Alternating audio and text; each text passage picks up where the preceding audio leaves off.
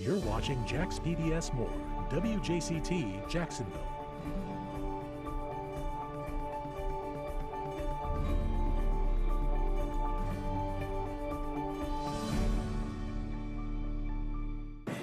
I've never heard the story. She never heard the story of her and the alligator.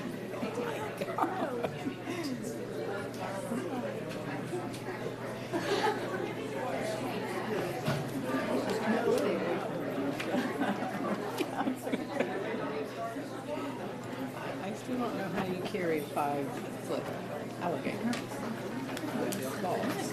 Well, how grand I could not.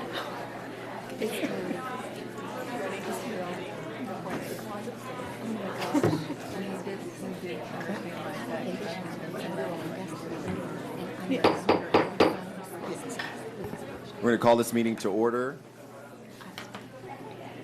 The School Board of Duval County School District is now convening its regular monthly meeting. To everyone present and to our television viewers, I wish to extend a warm welcome to this meeting of the Duval County School Board. The vision statement of the Duval County School Board states, every student is inspired and prepared for success in college or career and life. The mission statement of the Duval County School Board is to provide educational excellence in every school, in every classroom, for every student, every day. The Duval County School Board is here tonight to listen to the reports from district staff and to set policy for the district that will improve student achievement. We will also address budgets, contracts, personnel appointments, and other business items that require a vote of the board. The management and day-to-day operations of the district are the responsibility of the superintendent. It is not the role of the board to make managerial or operational decisions.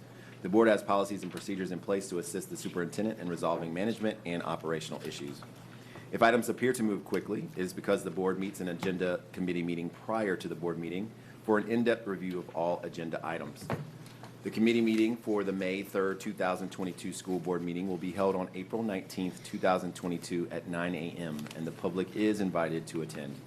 As a show of courtesy and respect to each other, we ask that all mobile phones be turned off and that no flash photography be used during the meeting. For those wishing to address the board during our public comments portion of the board meeting, please note that we will accept speaker cards until 6:20 p.m. The CDC currently recommends indoor mask wearing where COVID-19 community level is designated as high. According to the CDC's website, Duval County's level is currently designated as high. Thank you for taking time to join us this evening and for your interest in the operation of the Duval County School District. I now invite you to stand for a moment of silence and the stating of the Pledge of Allegiance.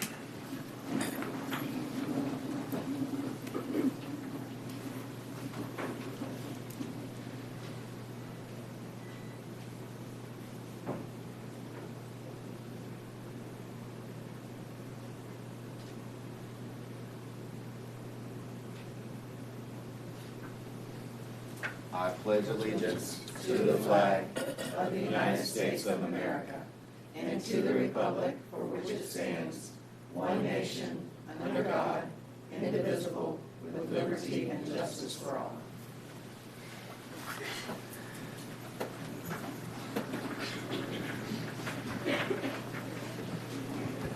At this time, we will have school presentations from District 7, Loretta Road Elementary School, and I'm going to call on Principal Tammy Haberman.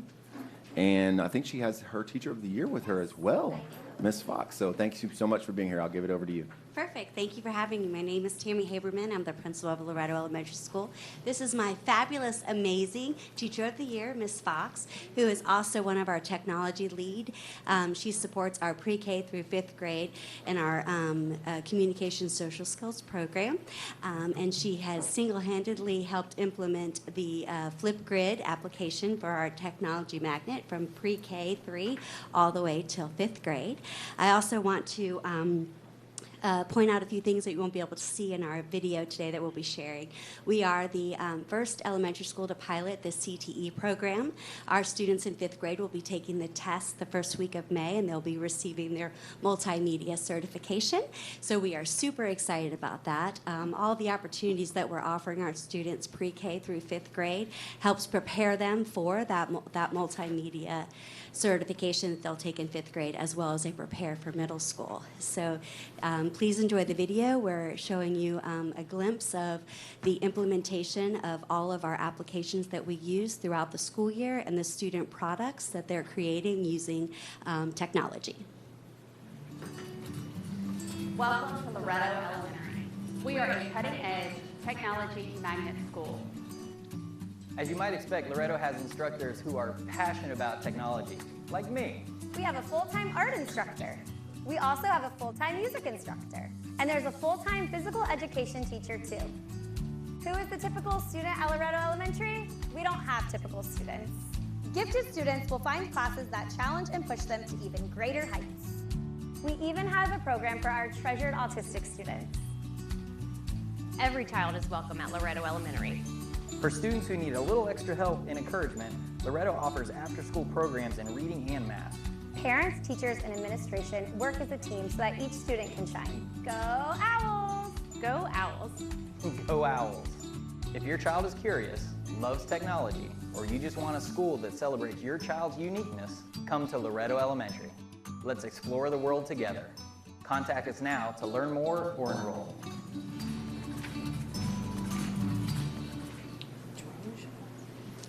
Thank you for the opportunity. Appreciate it. Wait, don't go anywhere yet. Don't go anywhere yet. Come back. We always like to give an opportunity to the board member who represents the school to have a few words too. So I'll turn it over to Board Member Hershey. Thank you, Chairman Willie. Did you see the beginning of the video that said Loretto Elementary founded in 1893? So District 7 does boast some of the newer schools in a district in our Duval County, but we also have one of the older schools, and it's so exciting to see that our oldest school in District 7 has some of the newest state-of-the-art technology, and it's competing with schools in the area, specifically charter schools.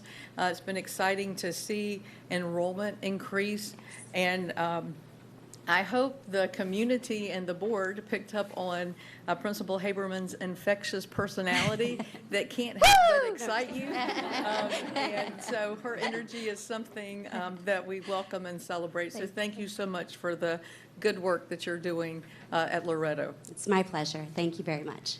Thank you, Ms. Haberman, and congratulations, Ms. Fox, as well on Teacher of the Year. Can we have a round of applause for these amazing educators? Thank you. Now we'll bring forward Ms. Brianna Nelson Canty. She will be delivering our presentations for this evening. The Duval County Career and Technical Education Department provides students with the opportunities to explore career options in settings that anticipate and address every student's needs. Culinary students from across the district had the opportunity to experience this as they competed to reign victorious at the Cooking with Champions event held at Frank H. Peterson Academies of Technology in February. Cooking with Champions was a collaborative event between the players, TPC Sawgrass, and the district CTE department, with support from Publix and FSCJ. The Players Club Sawgrass Senior Executive Chef Uzar Muhammad and PGA Tour Global Home Chef Director Eric Butcher, a DCPS alum himself, were judges at the event, alongside guest judge Matt Welch. At the end of the event, it was Frank H. Peterson's culinary team who snagged the win. The team consisted of student chefs Dakota Allen and Colin Smith, along with their faculty advisor, Susan Doherty. Dakota and Colin will be receiving a Superintendent's Coin of Excellence. Joining us today to recognize these students from the PGA, the players, and FSCJ are Chef Eric Butcher, PGA Tour Global Home Chef, Matt Welch, the Players 2022 Tournament Chairman, Emily Tillo, the Players, Marjorie Dennis of the Players, Marcia Oliver of PGA Tour, and Cleve Warren from FSCJ Foundation. Mr. Matt Welch will now join us at the podium for a few words.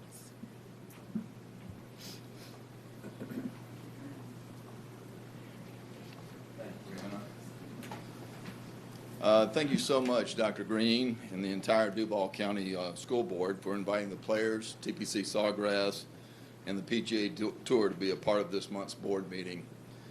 Just for the record, anytime you're going to have these kids here cooking a meal, I'll be glad to come to another board meeting. I had the honor this year of working with 2,000 amazing volunteers as chairman of the Players Tournament. And I can tell you we got handed all kinds of twists and turns this year with the weather. And I'm extremely proud of how we got through that and what we put, the show we put on for our entire community. It was hard for all of us, but it was also hard on the community, and we want to thank them very much for the support they gave us this year by coming out. We ended up with a great champion and a great tournament, and something I'm very proud of. I am wearing a red coat, and for a Georgia Tech grad, that's a little hard, but I am wearing a red coat. It's not a chef's coat by any stretch of the imagination. I'm not a chef and don't aspire to be one. It's not what my gifts in life were. But I was invited to be a guest taster, if you will. And I never learned so much about food in all my life in a short period of time. Chef Azar and Chef Eric, they walked me through how it worked and what to do and what they were looking for. And it's amazing how much you can learn in that. We went out and we watched the kids work, and there was just some tremendous competition there. These two stood out in the forefront as our winners, and they were invited out to the players on that Monday morning of tournament week. They came out and they learned to work with the chefs in the kitchen. I think they learned an awful lot that day. My biggest disappointment of the tournament was that Monday we figured out the rain was coming in, so I got busy on other things and I couldn't sneak into the kitchen like I was planning on to see them and also to get some more of their good food. The competition was incredible to be a part of. I really can't thank both Chef Azar and Chef Eric for their passion and their dedication to supporting the next generation of culinarians right here in Duval County, too. That's the best part of it, and partnering with FSCJ, who got the board to create scholarship opportunities for the winners. The players team is always looking for ways to make sure our entire community feels connected to the championship, to use our platform to build partnerships to create opportunities, and this is a perfect example of it. Thank you again to the entire Duval County Public School System, and congratulations to the winners at F.H. Peterson. You two let me know when you get ready to come down and be the head chefs out of players. I'd like to come out and eat some more. Thank you very much.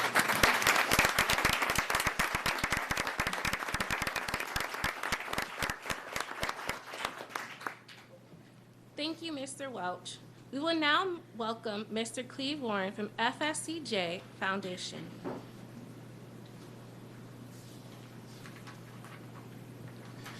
Well, good evening to you. I'd like to thank you for inviting us to be a part of this event tonight and the event, the cook-off. It was quite a competition, trust me. It wasn't something simple like Cleve could cook, and I don't cook very well. In fact, I don't cook much at all. I shared with the group earlier that my role in my household growing up was being the taste tester. Everything my brother cooked, I ate it first. Everything my mom cooked, she made a portion for me to taste before everybody else got to the table, knowing that I had a pretty hefty appetite. But the competition was stiff, and these two worked together as a pair. In the other groups, there were three young people working in those groups, and they worked smoothly in a coordinated fashion, and the food was delicious. And we shared some of that today as they cooked the meal for the board. It was very, very tasteful, just as tasteful as it was then. At FSCJ, we have a culinary arts program, and my purpose, quite frankly, is to encourage the two of them in their professional pursuits in culinary arts. But I'd also like to encourage one or both of them to come to FSCJ. And we're so serious about that we offered a scholarship to the winning pair, in this case, of $4,000 to encourage them to come to FSCJ and to continue their education, pursuing what is apparently their love of the culinary arts. We're willing to support you in that because we think it's worthy. If you're interested in knowing just where FSCJ's footprint is around the community, just step into a place like Orsay's, or step into a place like The Loop, and you'll find entrepreneurs and chefs and other places around the community who are products of that culinary arts program. These two, wherever they go, will be quite successful at whatever they do. So we're only too glad to help.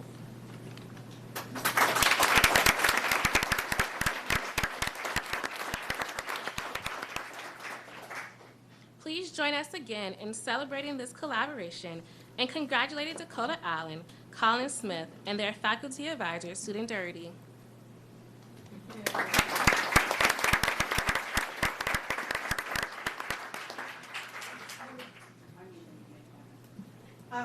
We are recognizing these two amazing young people for their success, but I'm here to tell you, whether it is culinary arts or any of our other programs, the people who work behind them, who encourage them, inspire them, and teach them what they know, are their teachers. And Chef Daugherty, we want to congratulate you. We hope that this is the first annual, and we hope that this will be an annual event. And to encourage programs such as this, culinary arts, it is an expensive program. You have to purchase food, and you have to continue the latest techniques. And so as a school district, we are presenting a $500 check, and I'm going to ask Board Member Jones to come down. This is his school in his district. That the district, we're going to, for every year that a team competes, hopefully the other teams will get an opportunity.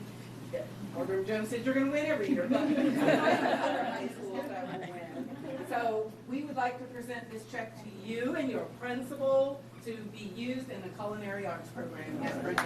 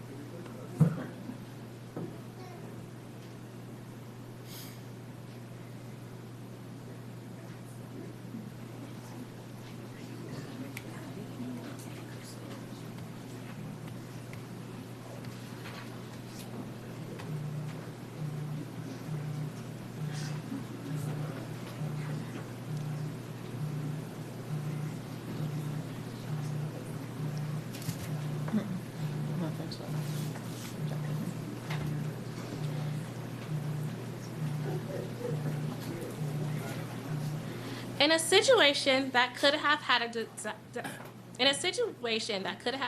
a devastating outcome, a teacher jumped in and saved a student's life. It was just a typical day at Lewis Sheffield Elementary when things took a drastic turn. During a working snack in the classroom, fourth grade teacher Kristen McCurdy noticed that a student was having a difficult time breathing. She ran over to the student to find that he was choking on an olive from his snack. Immediately, Mrs. McCurdy performed abdominal thrusts and dislodged the olive from the student's throat. Due to Mrs. McCurdy's quick thinking and life-saving actions, a disastrous outcome was avoided. Mrs. McCurdy has received a Superintendent's Coin of Excellence for this evening for her selfless act.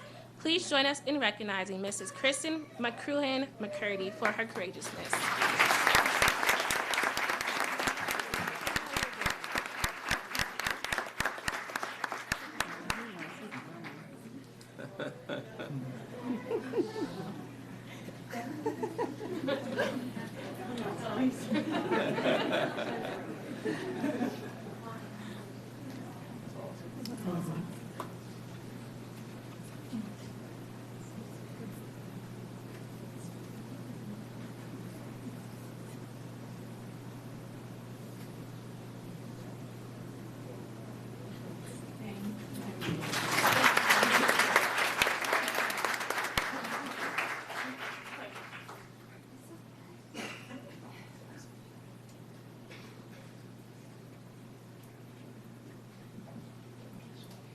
We will now recognize students who were selected as National Merit Scholarship finalists. According to the National Merit Scholarship Corporation, the mission of the National Merit Scholarship Corporation, NMSC, is to recognize and honor the academically talented students of the United States. NMSC accomplishes its mission by conducting nationwide academic scholarship programs. At this time, we will begin student recognitions. Principal Wilson will join us to recognize the student from Douglas Anderson School of the Arts.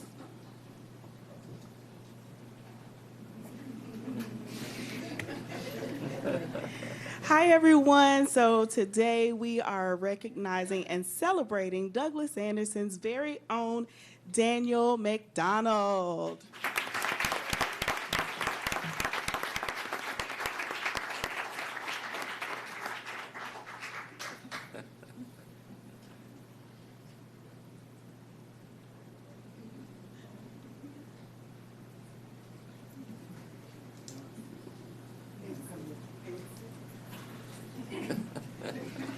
Principal Ledford will now join us in recognizing the student from Douglas Fletcher High School.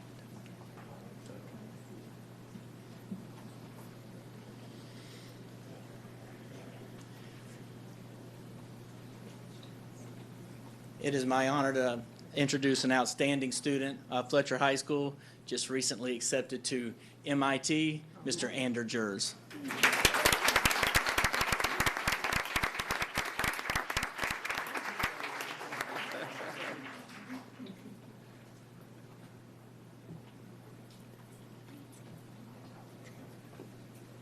Principal Begley will now join us to recognize the student from Samuel W. Wolfson High School.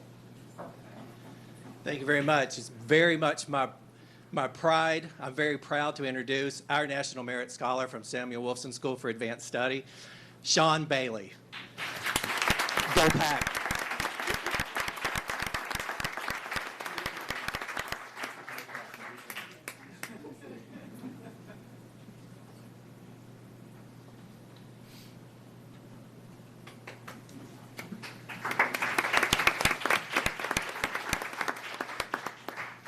And last but not least, Principal Majova will now join us to recognize the students from Stanton College Preparatory School. Good evening, everyone. It is with great pleasure to introduce our Stanton College Prep National Merit finalists. Anand Sweta, or Sweta Anand. Katie Carlson, Chita Siddhartha, or Siddharth, Libby DeVoot, Elijah Files, Piper Jones, Karthik Kumar, Eric Lee, Audrey Lindsay, Jessica Malosh, Joshua Manuel, Ava Nafisi, Avi Patel, Sushil Perikala, Joshita Pila, Joel Valan, and Romy Vashni.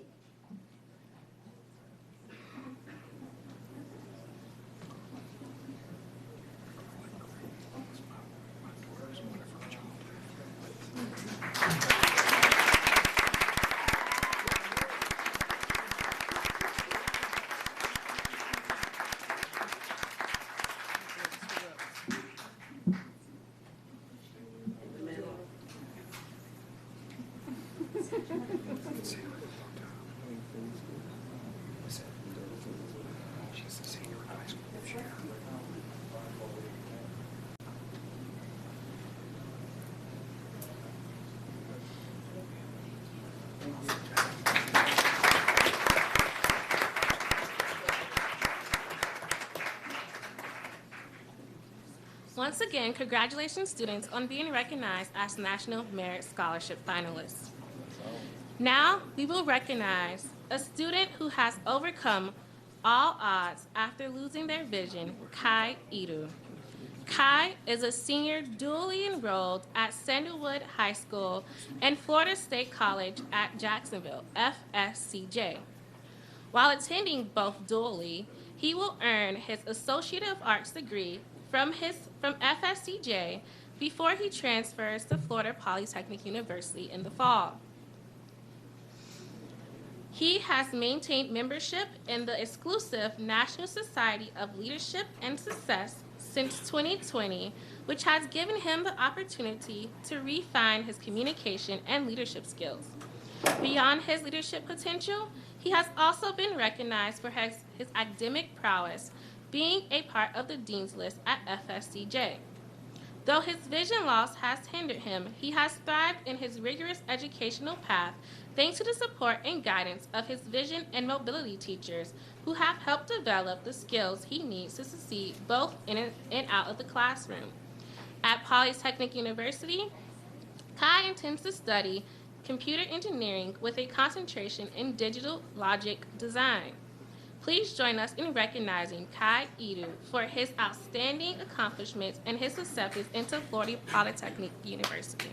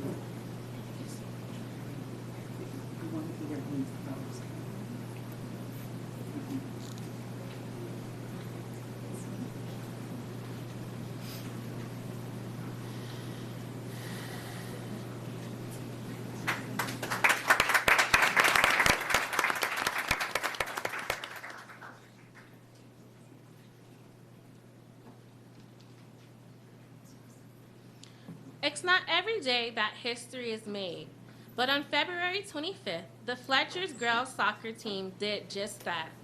Fletcher came to make history and wasn't leaving without it. The Class 6A Girls Soccer State Championship was held at Speck Martin Stadium that day, and the Senators got their lone goal in the 63rd minute from Angelina Madeira, while the defense did the rest in a win over Lourdes Academy. After their dramatic win, Coach Bradley Plummer, filled with shock, stated, "What those girls have accomplished and what they were able to do, the way that they were able to come together is one of the most incredible things that I've been able to be a part of as a coach. No boys or girls soccer team from Duval County Public School has ever brought home a state title.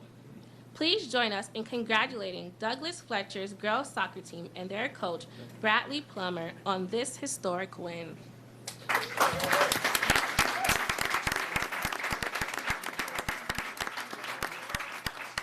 Play soccer now.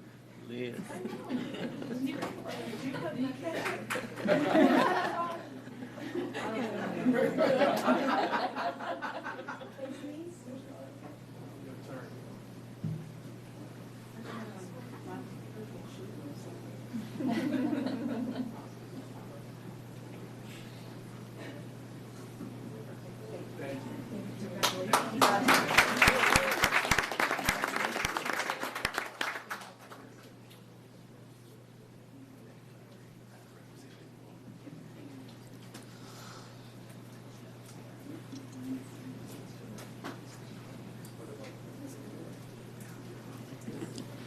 As you know, Duval County Public Schools Nutrition Department partners with Chartwell's K-12 to provide food service management and serve up happy and healthy meals in cafeterias district-wide.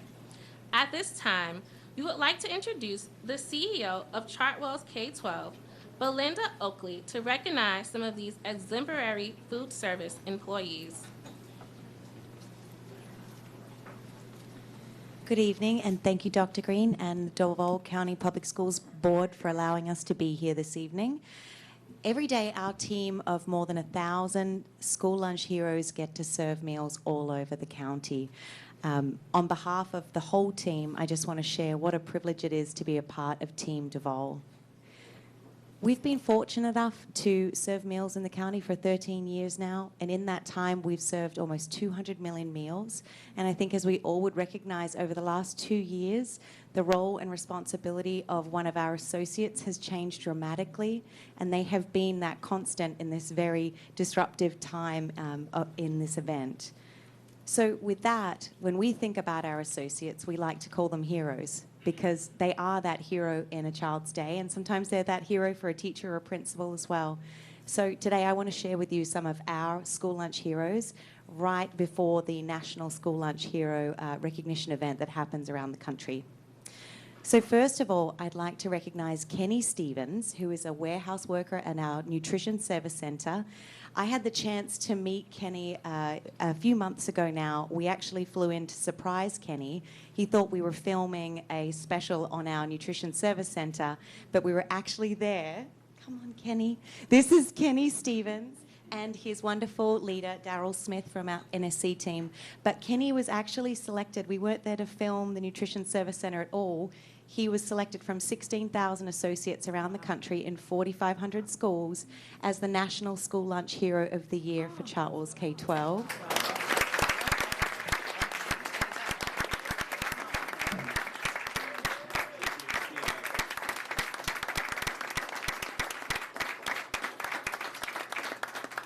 Kenny is extremely humble, and he is that person behind the scenes who works in the warehouse, making sure that all of the school lunches that go on the truck arrive safely to our schools, and that every student gets a meal that they can enjoy. He never asks for glory. He always asks what he can do for others, and that's just one of the few reasons why he was nominated as our National School Lunch Hero of the Year. He did win a $2,500 gift for that, and we're going to embarrass you a little more, Kenny, and have you stand up there by Dr. Green. Thank you, Daryl. Next up, I would like to introduce Jackie Durrell, another one of our incredible school lunch heroes at Duval.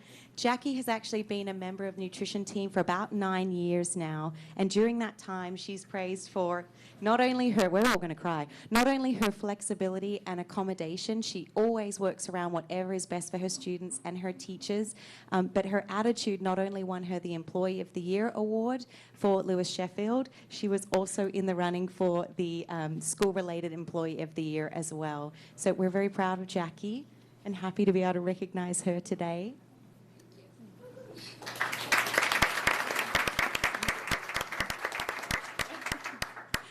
And last but not least, I'd like to introduce Cynthia Hall, who's been part of the nutrition team for 13 years now, which means when you think about her first year, those were the kindergarten students that are graduating now. It's really amazing. She's watched an entire generation of DCPS students.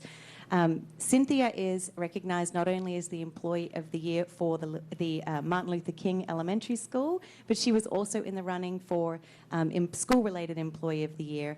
And everybody attests that Cynthia just goes above and beyond. That sort of commitment that is much more than just a school lunch and much more than just the four walls of the cafeteria. So we're very proud for what Cynthia does and thankful to have her on the team. Congratulations. Renelle, her district manager, is going to accompany her as well. And once again, I just want to say how grateful we are for the opportunity to take this time to recognize the people behind the scenes and behind the meals. They really do care with all their heart and soul and do whatever it takes. Jane Zenko, Food Service Administrator for DCPS, and Jane Buttermore, our VP of Operations, will join us now. Thank you so much for allowing us to celebrate these very special people.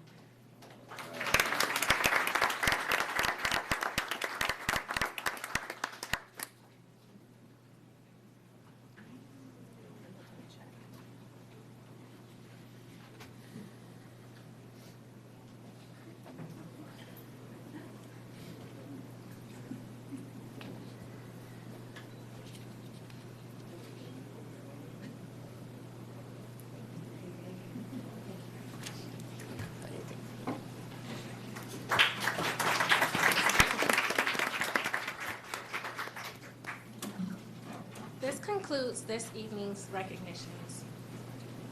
Thank you so much. What an incredible mix of the amazing things happening in our district, I mean, everything you can eat, you can win a championship, you can win an academic award, someone might save your life. I mean, you never know in Duval County Public Schools, and it's awesome to see it. This is my favorite part of the meeting, when we get to recognize the great things happening in our district. So thank you so much for those who are being here. Y'all have a good night. Next, moving on to the approval of the April 5th, 2022 agenda, that the Duval County School Board approve the April 5th, 2022 agenda as submitted on March 29th, 2022 with the following changes. Recognitions / presentations of awards, communications, Kristen McCronin McCurdy, recognition of life-saving actions, item amended. Academic services, approval of the agreement with Mastery Prep for SAT and ACT reading curriculum, attachment added. Academic services, agreements for educational management services, item amended. Information technology, wide area network, WAN services, attachment added. Operations, facilities, project design, construction and maintenance, contract for construction audit services, selection and contract, WRFP number 07-22, TW, item withdrawn. Superintendent's travel, item amended. Ask for a motion.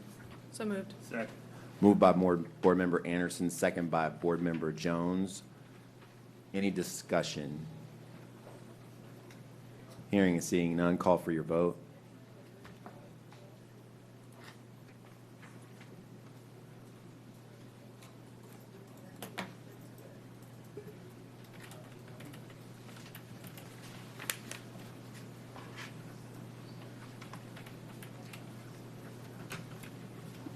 By your action, you have approved this item 7-0. Now moving on to the chair's report.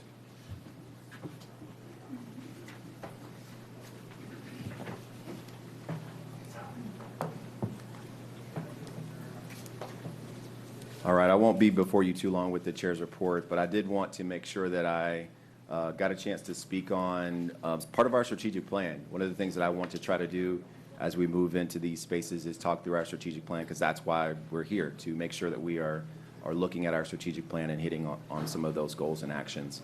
I thought this was going to be a slide on. I did win a nail driving competition at APR this past week. I don't know if people saw that. Not necessarily connected to this, but I did want to make sure people knew that. Great things happening in our CTE world. And a blend of that is not only that, but we're also looking at how do we make sure that our students are ready for post-secondary, whatever that may be for them. And our goal is to really make sure that the community knows we're listening and addressing some of these concerns and some of these items that they have lifted up to us. We have students that are adding career programs and experiences to their schedule at alarming and amazing rates, and we're excited about them doing that, and we want to make sure that they're able to actually take those skills that they're learning and apply them into jobs, and we're thrilled about doing that for our high school students because they're going to be ready when they come out of our high schools. So much of the input we heard during the strategic planning sessions was about creating these linkages between what's happening in our schools and what happens in the careers and the jobs that are in our community and outside of our community. So the board actually adopted a strategic plan initiative that addresses that specifically, that looks at making sure that our students have some of those self-management and interpersonal skills that companies are looking for, that jobs are looking for, that schools are looking for, to make sure that they're set apart from some of the other competition, because we know that there's a spirit of competition out there. The team has done an amazing job with putting a lot of this together, but I just wanted to make sure we revisited this as a community to show you where we are in the steps in this process, because this board and this administration is responding to your input, and I want you to know that. So we wanted to go showcase that today. So working with a consultant, we've actually looked at a lot of different ideas and concepts from around the country. In fact, Tina Worth, who we're working with directly, looked at over 30 other schools and institutions across our country, as well as had over 35 different stakeholder conversations to come up with what you're going to see today. These 4 key skills are what they came up with. And these 4 key skills are professionalism, communication, teamwork, and problem solving. So if you just stop and think about that for a bit and think about our students being able to finish in our K-12 environment and going off to wherever they decide to go off to, and they have these skills and traits, and then they're able to really develop them and mature in these and really showcase these to an employer or a school or the military or whoever, they are going to be on a whole different level than someone else. And we're excited about doing that. And this is the kind of work, once we actually do this and we see it all the way through, it's going to attract jobs to our region. It's going to make our community stronger. And ultimately, it's going to make our students ultra competitive when they're being looked at by any job, employer, or any career. So we're thrilled about what we see here in these 4 different outcomes that have been pushed forward. So for us, it's about a system of readiness and making sure that our students are ready. And it's already happening. Some of these things are already happening within our schools. Now we're just being very intentional about putting them together and tying it in a nice bow at the end. So number one, we want students to understand who they are and what they can be and what career path or what job or opportunity they could have at the very end. And some of this starts even in our elementary schools with exploring jobs and careers and career fairs. But formally, it's going to start in our 8th grade years. So developing these future goals and making sure folks know if I want to be this, then this is how I get there and here's my path. Also embracing, embedding some of these core skills. You see the curriculum piece up here, embedding some of those into our existing curriculum and then seeing where other gaps are to make sure that we're lifting up those key skills. And then measuring and developing those skills. We want to make sure that we're actually assessing to see where our students are against some of these measures that we have. And finally, recognizing their success. That's one of the things that is going to be key to this measure is actually recognizing on the back end with the credential and even a cord at graduation to make sure that folks know when you walk across that stage, not only do you have an amazing diploma from Duval County Public Schools, but you now have this extra piece that's going to set you even further apart from some of the other folks that are competing to go to these schools, jobs, careers, or in the military. So we're working with a lot of amazing different partners, Florida Ready to Work, Career Source, Junior Achievement. Some of these are going to be tied in intersections with what we're doing that you see on the screen.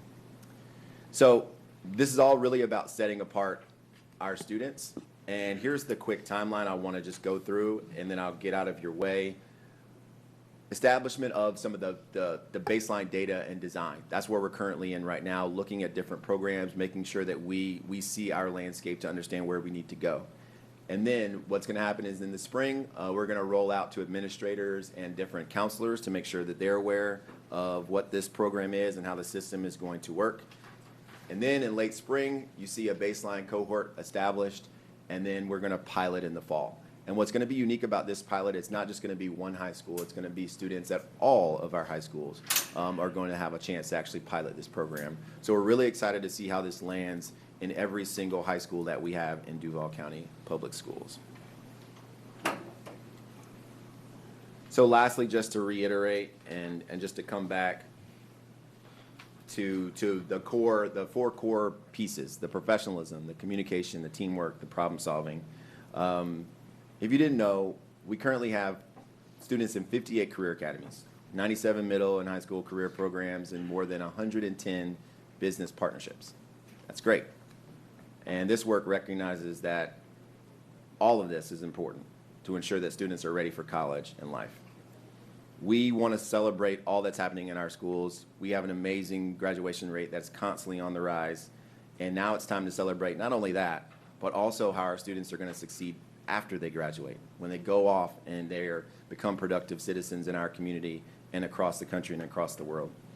So we've identified these skills, and we're going to be very intentional about developing these skills in our students. We're thrilled about that, and wherever students land, wherever they land post K-12, these skills will help them be better people, they will be better employees, and they will be better, and our community will be better for it.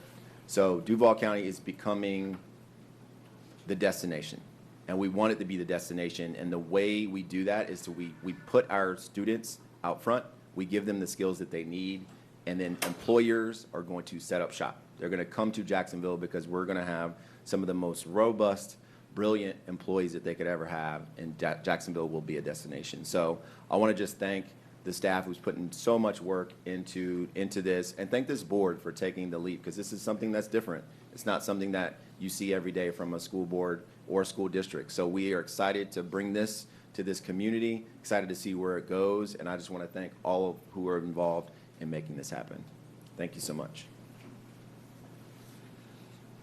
That is the end of my report. I will now turn it over to Dr. Green for the superintendent's report. Thank you, Chairman Willie. My report is not going to be long either. However, my report, the way it's set up is bad news. I put it at the beginning, and then it gets better towards the end, the better news.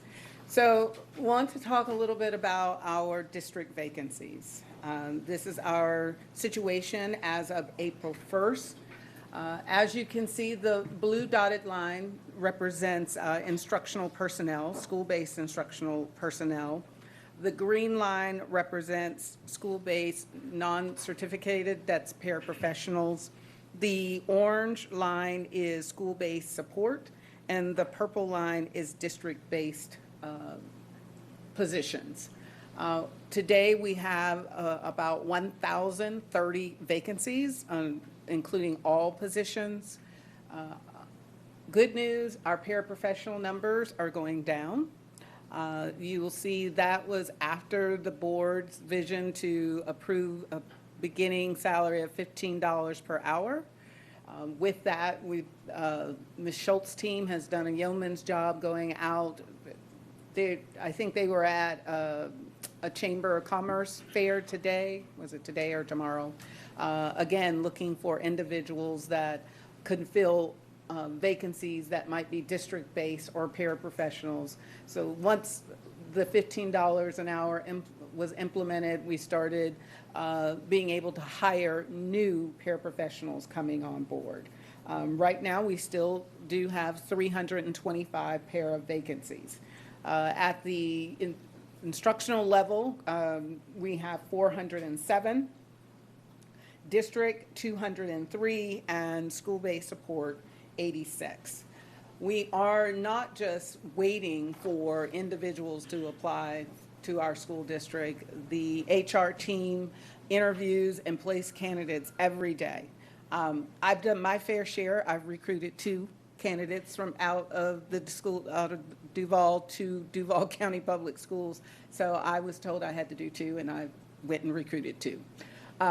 Ineligible candidates, we are offering them tutoring and exam fees. That means they may have their degree, but they're not eligible for a teaching certificate, maybe because they taught in the past and they did not complete their requirements. Whatever the reason is, we are providing support to those candidates to try to get them in an eligibility situation.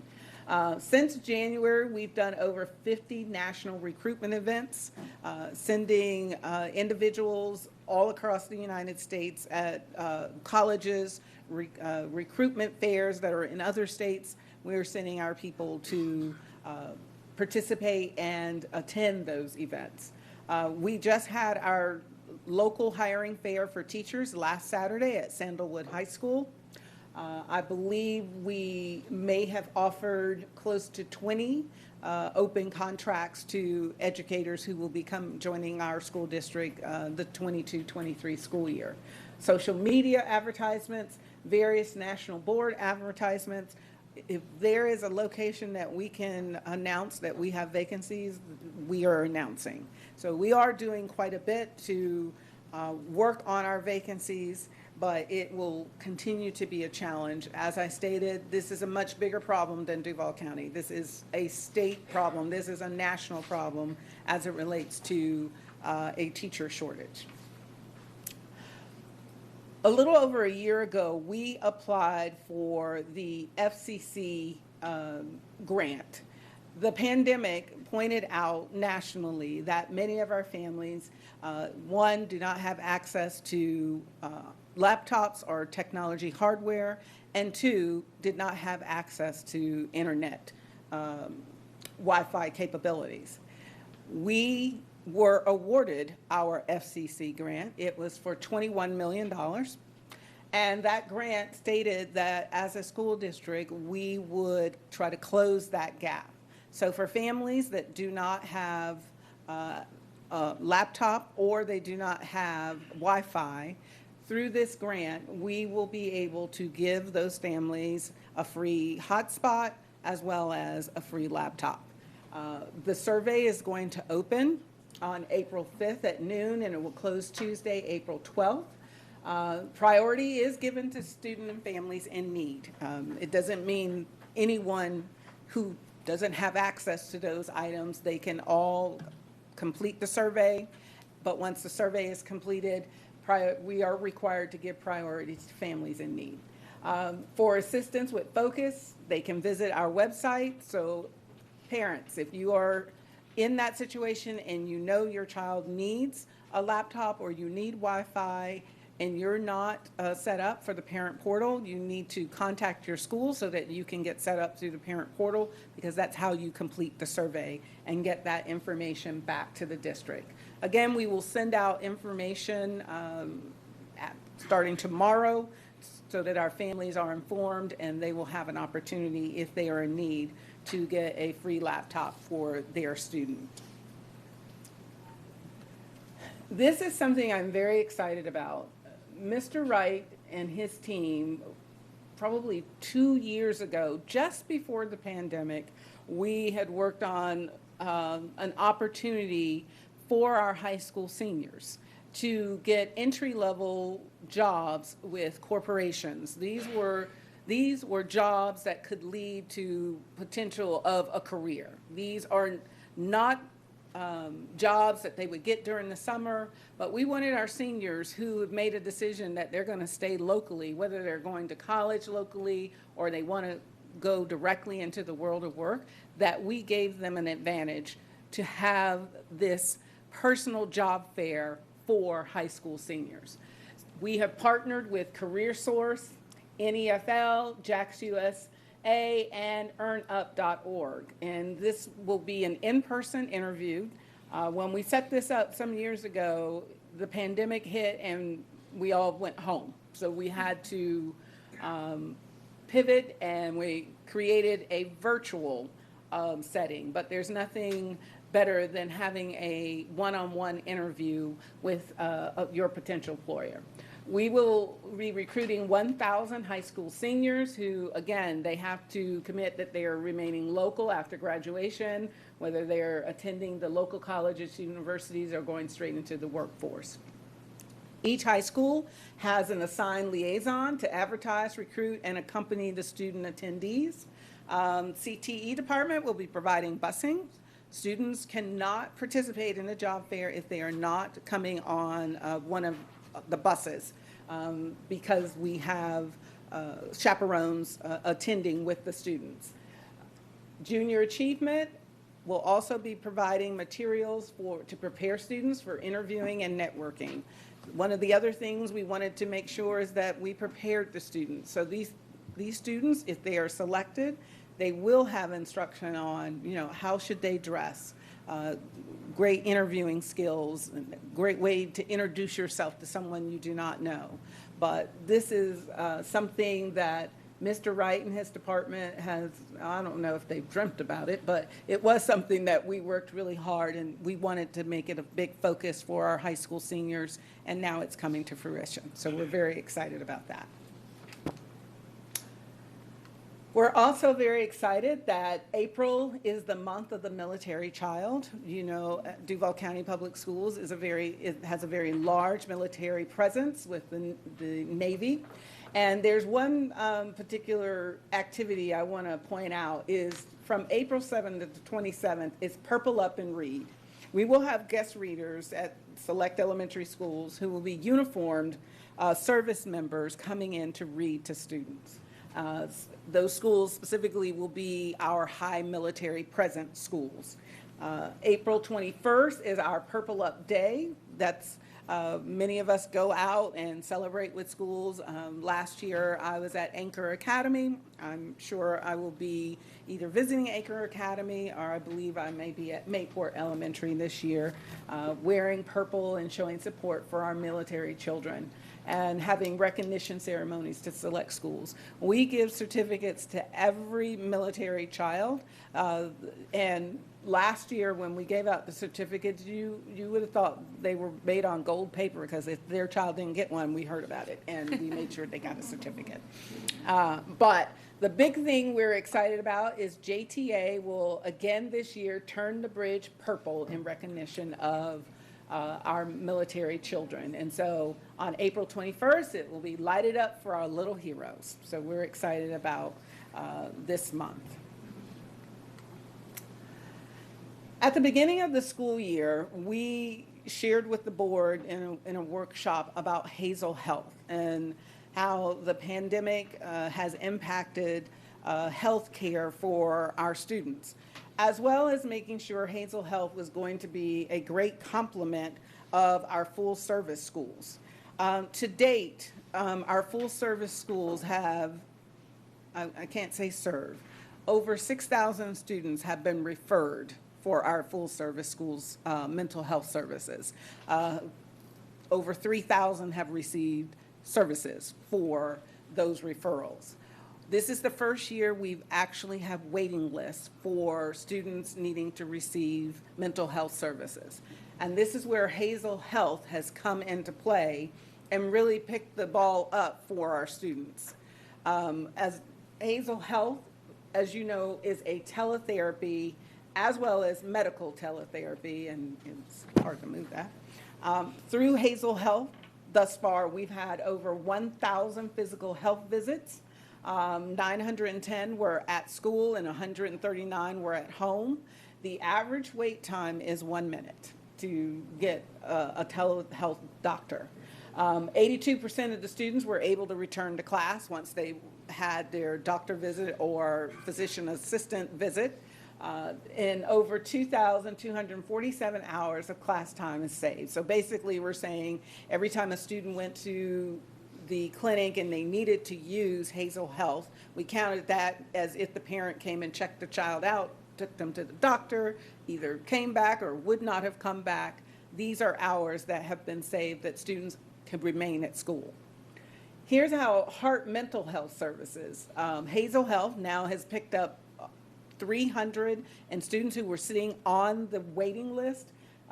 They've had over 1,695 mental health visits. 98% of those visits happen at home, not at school. 378 completed assessments and 92 referrals to long-term counseling with our community partners. So Hazel Health is not working in its own silo. Hazel Health works with our full-service schools and then works back with our partners if students need long-term support and long-term care. So I would like to close. We've done some surveying, we've talked to parents, the schools, principals, and we've developed through our communications department a video about what our community is saying about Hazel Health. And I'd like to close with that video. We believe that all children should have access to high-quality health care. Here in Duval County Public Schools, that health care is now accessible on campus and at home through Hazel Health. I'm very impressed with the quality of care that the children receive when they have a visit with Hazel Health. It's just like as if they were seeing a provider, except they're on the video iPad as opposed to being in person. Hazel Health is a telehealth service that enables students to see licensed healthcare providers while at school or in the comfort of their own home. They can be seen for physical health and mental health, anything from a headache to a stomach ache, pink eye, grief, anxiety. So we cover a lot of different things. To begin using these services, parents need to sign up at this website. Here, they'll create an account and also provide consent. Students can visit their school nurse or school health aide, who would then connect the student to a licensed healthcare provider. Families also have the option to request and conduct appointments from home. Every time a Hazel Health visit is initiated, the parent or guardian is contacted, so that way they are involved with the visit as well, and so that they are aware that that visit's occurring. Through the course of the visit, providers may prescribe medicine. They'll also provide a discharge summary and even send the discharge information to your child's primary care provider with your consent. I think what's also great about Hazel Health is that there's a collaboration with the primary care doctor. So what's really important is that after a child is seen with a Hazel Health visit, a discharge summary is provided to not only the parent, but also to the child's pediatrician. Nicole DeLashma is a parent who participated in a visit over the phone. she was very friendly and, did a great job of explaining, what the symptoms were and some things that we could do at home to help alleviate some of her uncomfortableness and pain. School staff are hopeful that Hazel Health is the perfect prescription to help remove any barriers to students receiving a high-quality education. Well, it ensures that our students remain in school. If it's not an issue that needs to go directly out to a doctor, we can handle it right here, which avoids them having to leave and lose an instructional time. That's the most important thing, is that we get to keep the kids at school, find out what's wrong, what we can do about it, and then they get to continue with the education.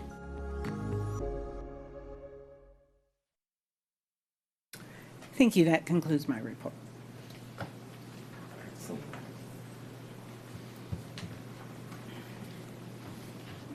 Thank you, Dr. Green. Always great to hear the amazing information. Excited about the bridge turning purple and us celebrating all of our military students. And if you have more of that gold paper that stuff's printed on, yes, please forward it on. No department reports for today, but we do have a report from Sales Surtax Oversight Committee Chairman, Brother Hank Rogers, as he's making his way up. And then after that, we will move on to our public comments portion of this evening.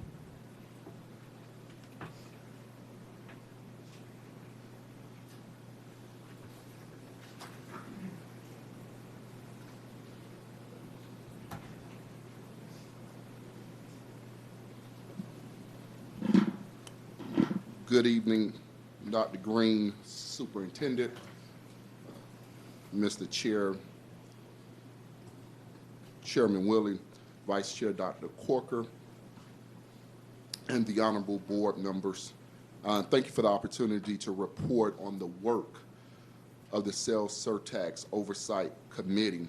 It was indeed a pleasure to report to the board at the March 8th board workshop and present the committee's first annual report.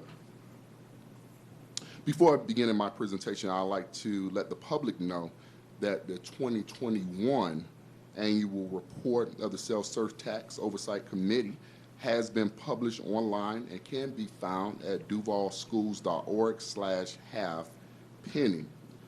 Per board policy 9.66, the purpose of the Sales Surtax Oversight Committee is to review, monitor, make recommendations for consideration to the school board and superintendent, and inform the public on planning, progress, and implementation of the projects funded with proceeds from the school board's resolution on March the 16th, 2020, and approved by the voters on November the 3rd, 2020. The committee is established to provide transparency and instill confidence in Duval County taxpayers that projects funded by the Sales Surtax proceeds are being delivered according to the Sales Surtax plan set forth in the school board's resolution. One of the committee's responsibility is to provide review and recommendation on an annual basis to you, the school board, superintendent, and to the public. The Oversight Committee is comprised of 22 members, of which 20 are active, who are representative of the community organization or appointed by each of the 7 school board members. There are also 2 non-voting members who serve on our committee, Dr. Diana Green, and a student representing the district Student Government Association. To serve on the committee, all members must certify that they have no conflict of interest or any financial interest in the projects and initiatives funded through the Surtax. Membership of the committee is set forth in School Board Policy 9.66, Sales Surtax Oversight Committee. This year, the committee met 8 times during the 2021 calendar year. As part of our orientation, the committee members received training regarding the roles of the Oversight Committee, as well as operating in the sunshine. At our February 2021 meeting, members elected me as their chair and Mr. Nate Day as their vice chair. The committee voted to conduct meetings on a bi-monthly basis or as needed. Committee members are working very closely with the district staff. During each meeting, District staff provides project status update, departmental updates, and review the master facility plan finances to include the amount of revenue generated and received by the sales surtax. The master facility plan dashboard is housed on the district's website, provides both aggregate and individual project detailing, and allows the public to filter fields to access desired information. This dashboard is user-friendly, and we encourage the community to visit the district website to review the information contained in the dashboard. The Oversight Committee is pleased with the progress of the district transparency and compliance with implementing the master facility plans in accordance with the requirements in the resolution.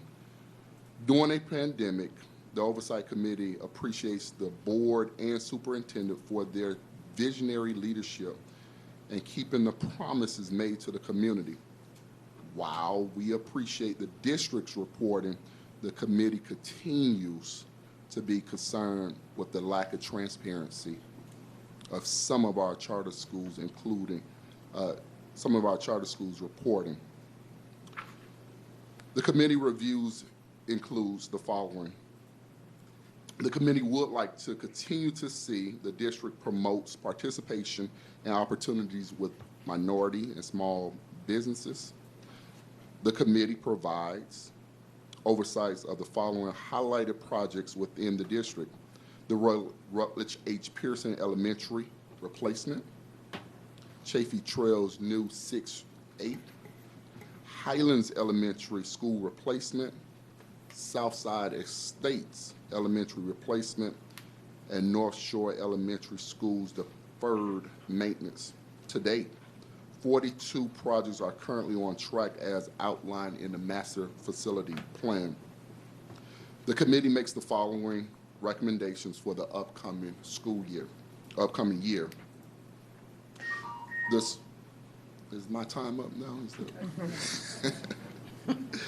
The school board, so our recommendation for the following year is as follows. The school board and superintendent should work with an outside agency to develop a charter school dashboard that is housed on the same website as the district dashboard. We request that utilizing other communication methods to ensure information is being disseminated to all members of the community instead of just relying on the half-penny website.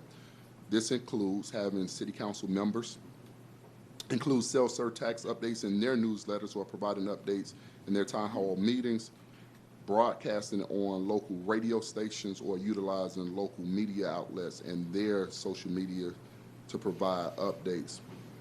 Advertise your half-penny at work signs in front of each school with an active project.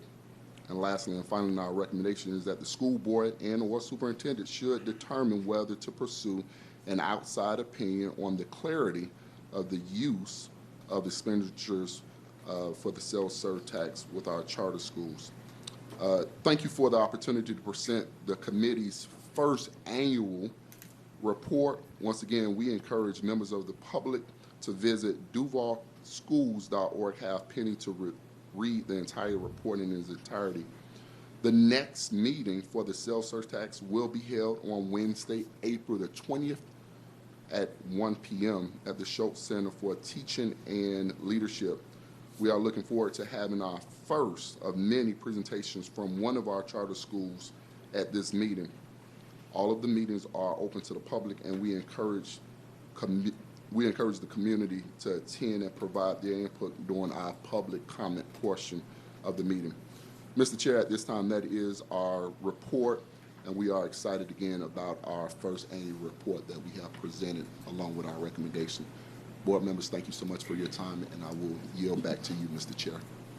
Thank you so much, Mr. Rogers, and thank you for your leadership with that committee. It's really important, and the community is excited to have that transparency. And just to double down, that report is available on the Duval Schools website, so go on and look at that and make sure And then come to the next meeting, because it's always some great information that's shared. So thank you again, and we appreciate your report. Thank you, Mr. Chair. Thank you, board members. Now we'll move on to the public comment portion of our agenda. The school board welcomes your comments on matters that are before the board for consideration. It is not the board's intent to respond this evening, but to use the input in our deliberations. To give everyone appropriate respect and courtesy, we ask the audience to refrain from audible comments or applause. When you come to the microphone, please state your name for the record. Please limit your comments to 3 minutes. When the green light in front of me starts blinking, you will have a minute remaining. When the light turns yellow, you will have 30 seconds remaining. When it turns red and the buzzer sounds, your time will be up. If your concerns exceed that time, you may present written comments to the board. Board policy provides for an orderly and efficient meeting without disruption by words or actions. You are asked to refrain from references to specific individuals and to follow expectations for civil discourse. In an effort to mitigate against the spread of COVID-19, we have placed hand sanitizer and disinfectant wipes at the podium. We ask that each speaker wipe down the microphone and podium before they address the board. Please remember that speaker cards were accepted until 6:20. Thank you for taking time to address the board. I'll turn it over to Vice Chair Coker. Thank you, Chair Willie. Chair Willie, we have 18 cards this evening. We'll start with Reginald Blunt, followed by Earl Testy.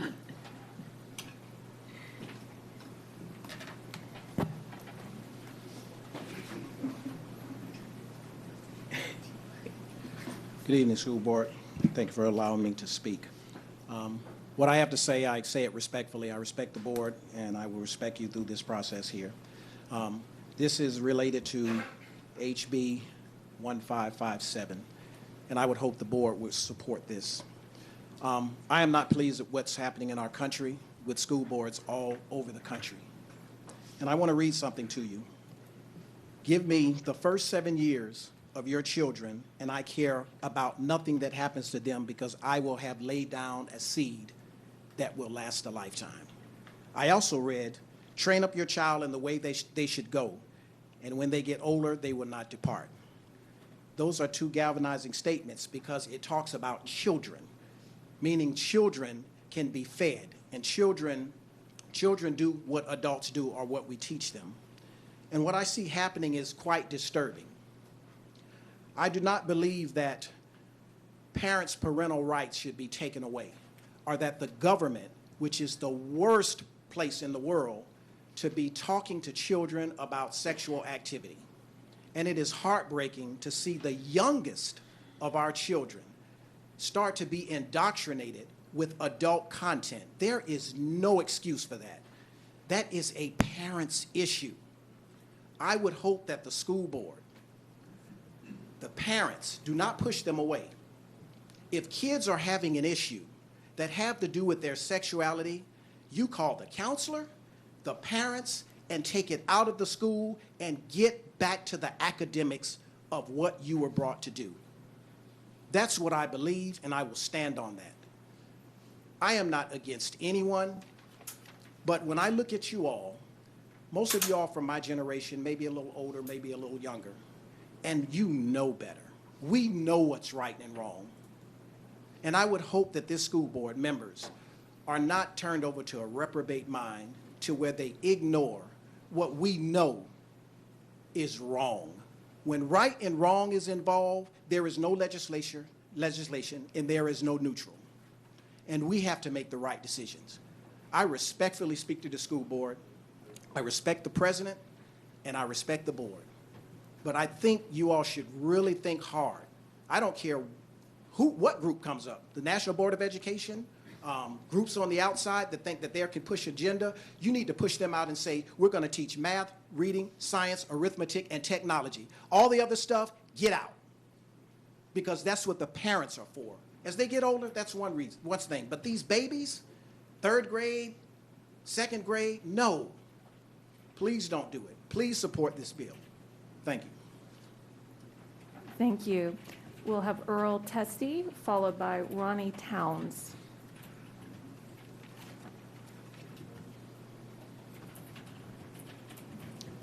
Do I need to wait for a light? No. Earl Testy, 1115 Edgewood Avenue, Murray Hill. I'd like to preface my remarks with a Bible verse, Hebrews 13:3. Remember, is the microphone on?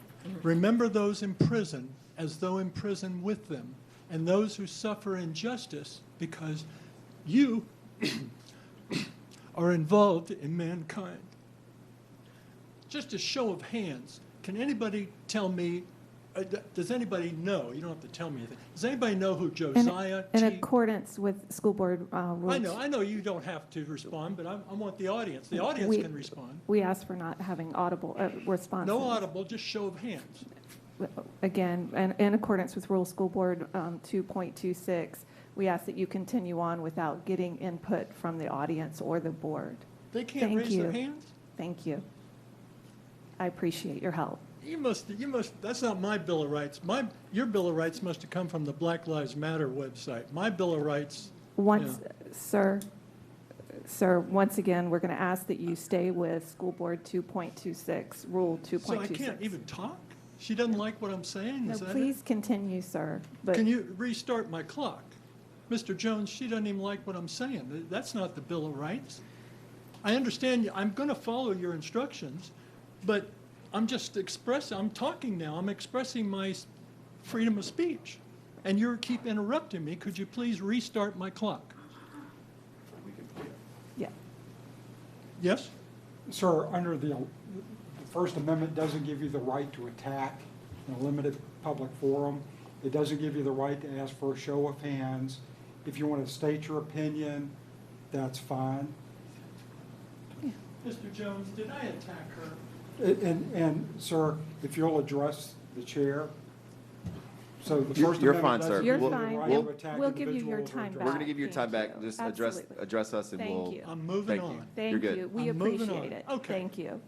Don't need a show of hands. My prayer is to rescue Josiah T. Walls, Florida's first black congressman, from obscurity to inspire our children. Josiah T. Walls was born a slave in 1842. He escaped and joined the Union Army. He was posted to Jacksonville with the United States Colored Troops. He was in the Battle of Olustee, somewhere along the lines of communication. I'm not sure where. After the war, he moved to Alachua and became a farmer. He was appointed a Freedmen's Bureau agent. He became a husband and father. He became a lawyer. He was admitted to the Florida bar. This is a slave now. He was admitted to the Florida bar. I know that James Weldon Johnson, they say he was the first admitted, but I think it was Josiah Walls. But see, that's the whole point. Josiah Walls has fallen into obscurity. We don't know anything about him. You can go to the library, you can't find a book on him except in the special collections, which is non-circulating. I'm coming, that's my point for being here. Okay, so he developed a law partnership in Gainesville, and this was during Reconstruction. There was a lot of business for him. He got himself elected mayor of Gainesville. He was elected Alachua County Commissioner. He got elected to the Florida State House. He got elected to the Florida Senate. He got elected to 3 terms United States Congress. But the Dems, all across the country, the Democrats, did not like black Republicans. And so they they contested every single election. And Reconstruction ended, and Jim Crow was the result. So he had to find a new job. He became the director of farming at the Florida Normal College, which today you know as FAMU. He retired from FAMU. Now I want you to Google Josiah T. Walls. Please, everybody, Google Josiah T. Walls. But there's limited information on the internet. And so what I'm here for tonight, I've been directed to contact Paula Renfro and Philip Little. The hardback is out of print, but there is a paperback available on Amazon for $16.95. I have the ISBN number, Paula, and I'll be contacting you. I was a mentor at Joseph Stilwell, at Ed White, and at Riverside High School.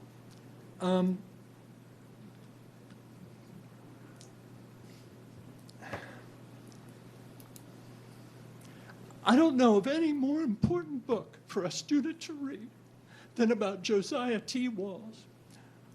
I just spoke at It's not right that you have to go to special collections and sit down to read a book. Thank you.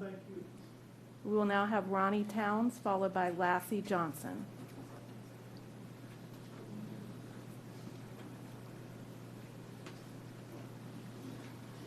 Good evening. Thank you to the board, to all the officials for allowing me to speak on behalf of Prayer Back in School.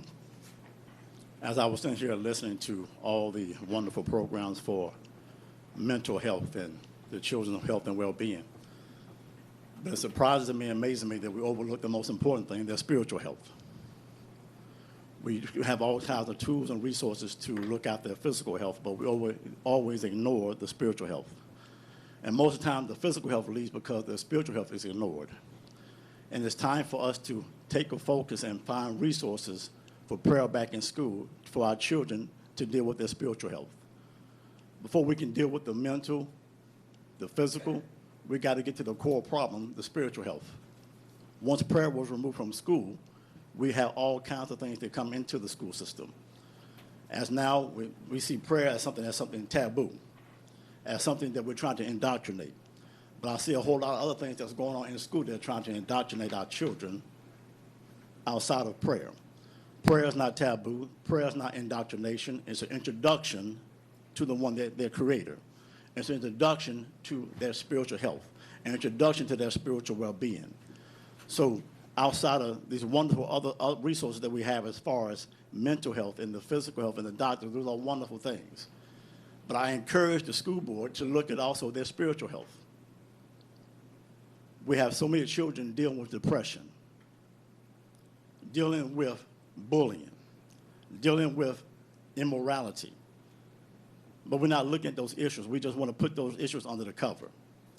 I encourage the board to take into consideration and to think about their spiritual health. Look into the resources for their spiritual health. In my time in the service and in any other places, they're called chaplains, where we have a place where we can go work out our spiritual health. So I employ the school system to look into having chaplains. From our United States government to our state government to our local governments, we have chaplains. Why not for our children? The foundation begins with them to get to those next level. So I encourage you to look into their spiritual health. And that starts with Prayer Back in School. It's not an indoctrination, it's an introduction to their spiritual health. Thank you.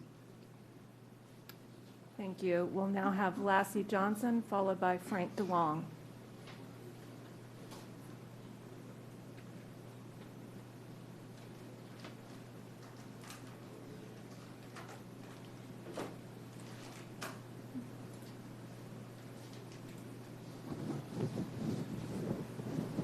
Good evening.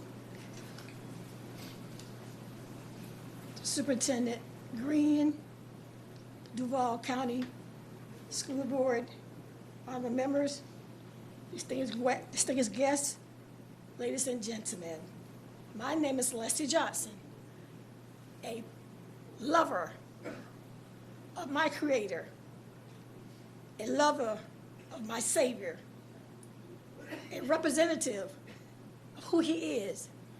As I listen at different speakers, as Honorable Blunt was speaking, he said, parents train up a child in the way they should go. And when they are old, they will not depart from it. I can attest to that. My mom, we were little. I was little, rather. I was a child. Before we go to bed at night, we were in our bed. She said, children, get on your knees. Repeat after me. She told us to say the Lord's Prayer. At that time, I did not know it was the Lord's Prayer. Then she said, children, say, the Lord is my shepherd, I shall not want. I did not know at that time either that that was a prayer out of the Bible. So again, because I was trained as a child, that love, that compassion of knowing who I am because of who He is, has inspired me and propelled me to stand in the gap for our children, like Pastor Town just said. I also represent Prayer Back in School. I'm an ambassador of this great mission, of the vision, because our children seriously, desperately need us. And I recall as I was listening when he said, our Father in heaven said, if my people, which are called by my name, shall humble themselves and pray and seek my face and turn from your wicked ways. He said, then I will hear from heaven, I will forgive your sin, and I will heal the land. Truly, our land needs a healing. And my passion also is to say that wherever his heart is, my heart is. His heart are the children. He said, suffer not the little ones to come unto me, and forbid them not, for such is the kingdom of heaven. So we are the voice. We are the voices for our children. We're here standing, say prayer is not an expression, our religion, or our denomination. Prayer restores, rejuvenates, refreshes, brings hopes, and renews self-worth. Thank you. So I said, Thank you, Ms. Johnson. Thank you so much. Thank you so much. If my people, which are called by my We'll name, shall now humble themselves have and Frank pray. DeLong, followed by Danny Grable.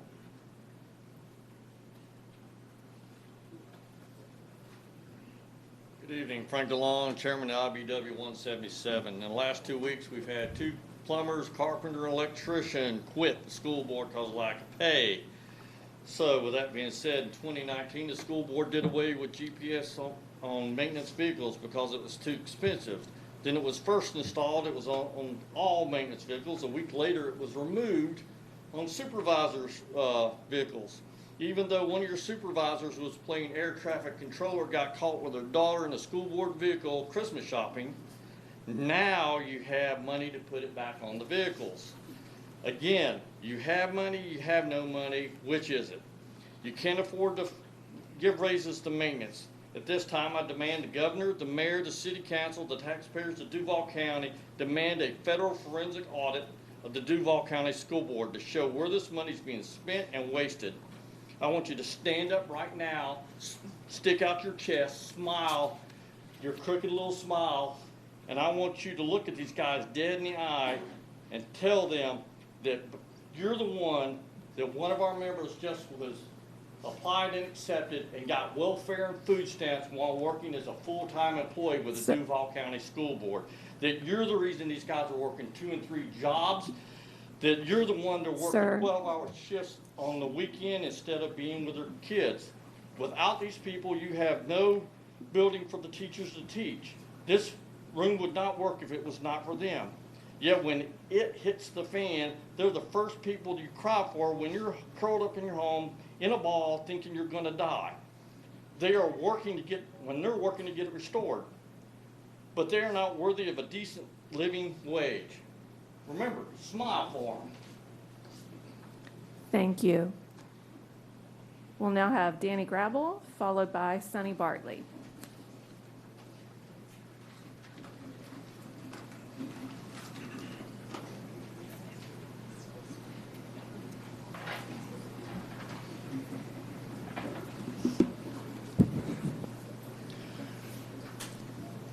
Thank you, School Board. The last name is pronounced Graybill. My name is you. Danny Graybill, and my address is on file. I am a paraprofessional to Crystal Springs Elementary. And when I began working for the school district, I thought I was becoming a part of a dignified institution. But as I become more attuned to the debauchery within, I now have to question this dignity with indignation. The backlash from the HB 1557 Parental Rights in Education Bill is absolutely ridiculous. Nowhere in this bill does it imply the nullification of using the term gay, nor does it imply any condemnation of homosexuality.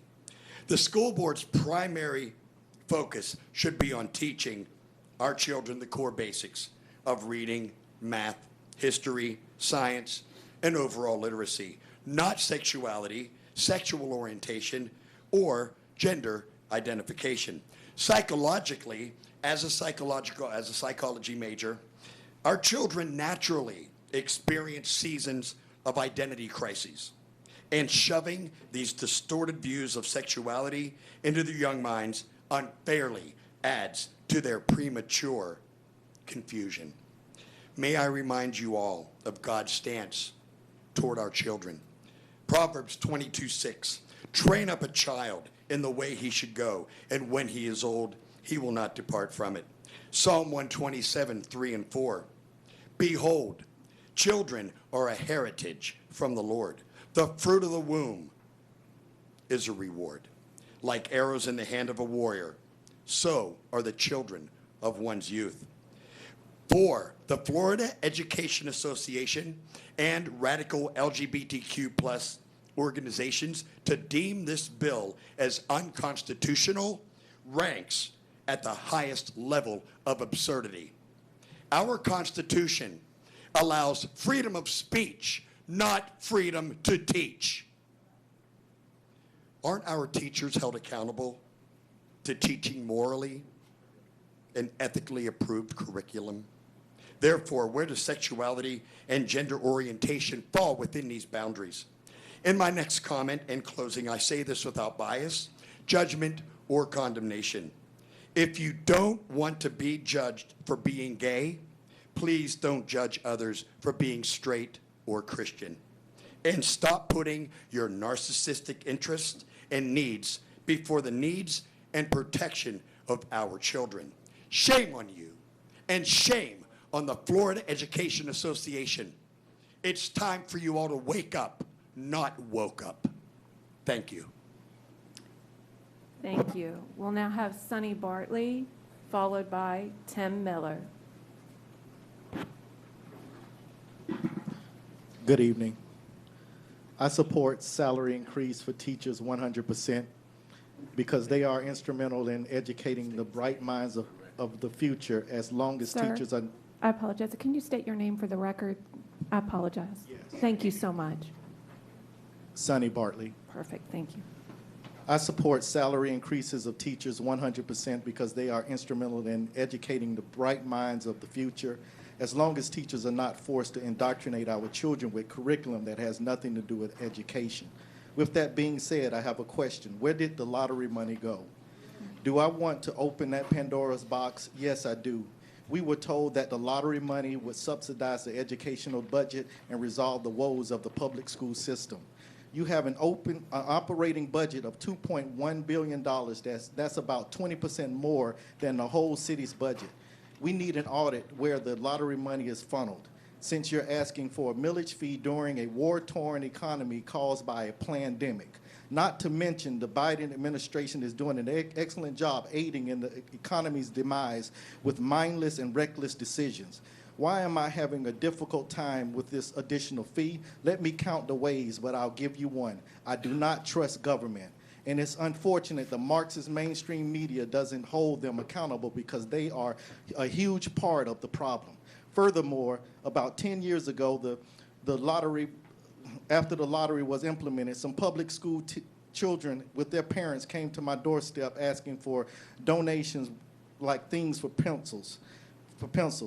I was astonished as my question was, what happened to the lottery money? Needless to say, I did not donate 1 penny to that on that day, and if this millage fee gets to the ballot, I will vote no and encourage others to do the same because government cannot be trusted. In addition, where are you getting the $350,000 to pay Read USA? Is it part of the Governor DeSantis' recent $800 million approval to increase the teacher salary? If we did an investigation, would we find more indoctrination of our children through books or through visuals like family reading of a book entitled A Boy Like You, presented by 2 white men and their black adopted son on Reads USA website? This is a prime example of identity politics that is destroying our country. I digress to the COVID vaccines. Why are we vaccinated perfectly healthy children with a survival rate of 99.7%? Only 15 months, and medical professionals say only 1% is being reported to VAERS. And Thank you. Thank you. Thank you. We'll now have Tim Miller, followed by Katie McNeil.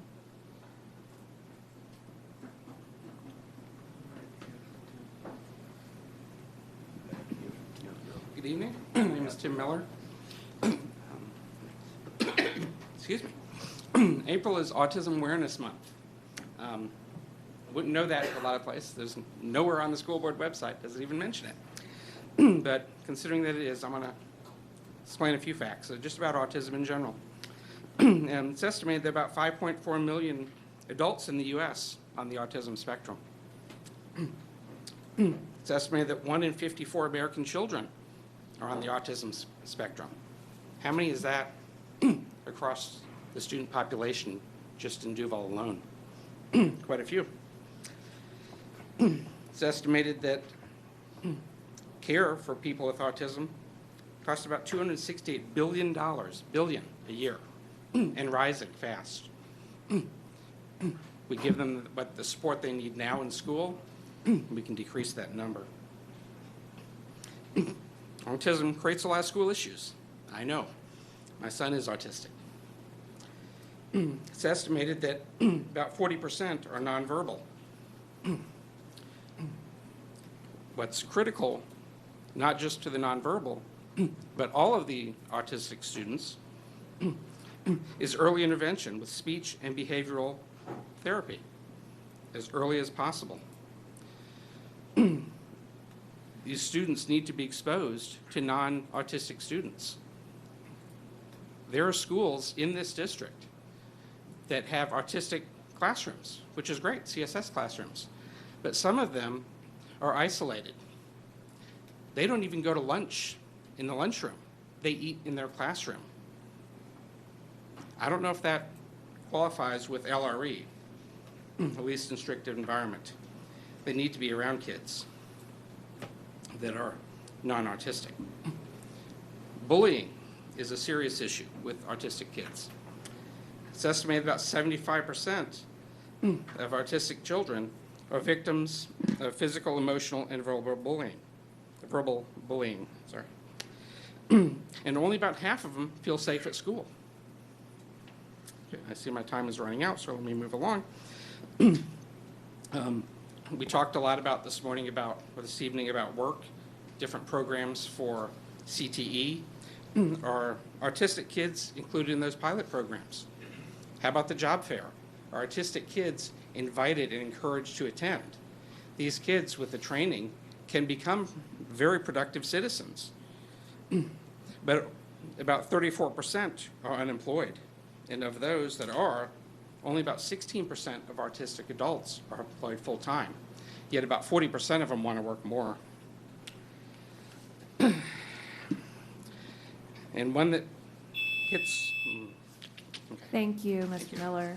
We'll now have Katie McNeil, followed by Darlene Miller.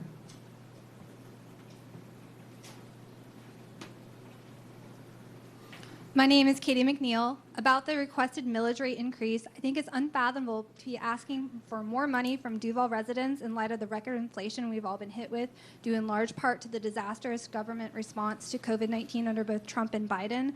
The government restrictions caused massive supply chain disruptions that, coupled with the easily predictable outcome of printing trillions of dollars in the last 2 years, all for no benefit, has driven inflation to a 40-year high. When you have more dollars chasing fewer goods and services, inflation is the obvious outcome. The cost of this inflation means that people are forced to shoulder increased costs of 7 to 10% and more in their household budgets. This plus the inflated property values means that even without an increase in millage rates, residents in Duval are already getting squeezed. Renters are impacted by property tax increases just as much as homeowners. Those property tax costs are passed along in rental rates. Notwithstanding property taxes, Jacksonville rents have jumped up significantly. Increasing the property tax rate isn't going to help with that. Grocery bills have jumped significantly, gas prices have doubled, and despite this hurt to the wallet we are all experiencing, Dr. Green has the gall to ask for more money from us after the half-cent sales tax increase just 1 year ago. She cites challenges with hiring teachers, but she has no further to look for blame than the mirror. When you mandate mask wearing, when you force continuous testing, when you saber rattle over shot mandates, when you needlessly frighten staff about working in person when studies have proven teachers are not at a heightened risk because children are vectors of spread, you only have yourself to blame for lack of teachers. As always, the government cannot discern between wants and needs. Wants are new high school turf fields, updated athletic facilities, new football scoreboards, replaced playgrounds, updated performance spaces, new musical instruments and band uniforms, updated dance and music studios. Those are not wants. Those are not needs, those are wants. The last thing our community needs is yet another financial burden on everyday people.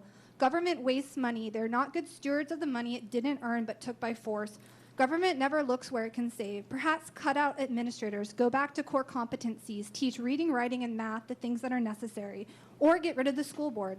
That'll save nearly $4 million a year right there. Why do we even need a school board? Private schools don't have them, and they provide better educational outcomes than public schools. Let the money follow the child. Let the schools compete for the students. Competition breeds excellence and efficiencies.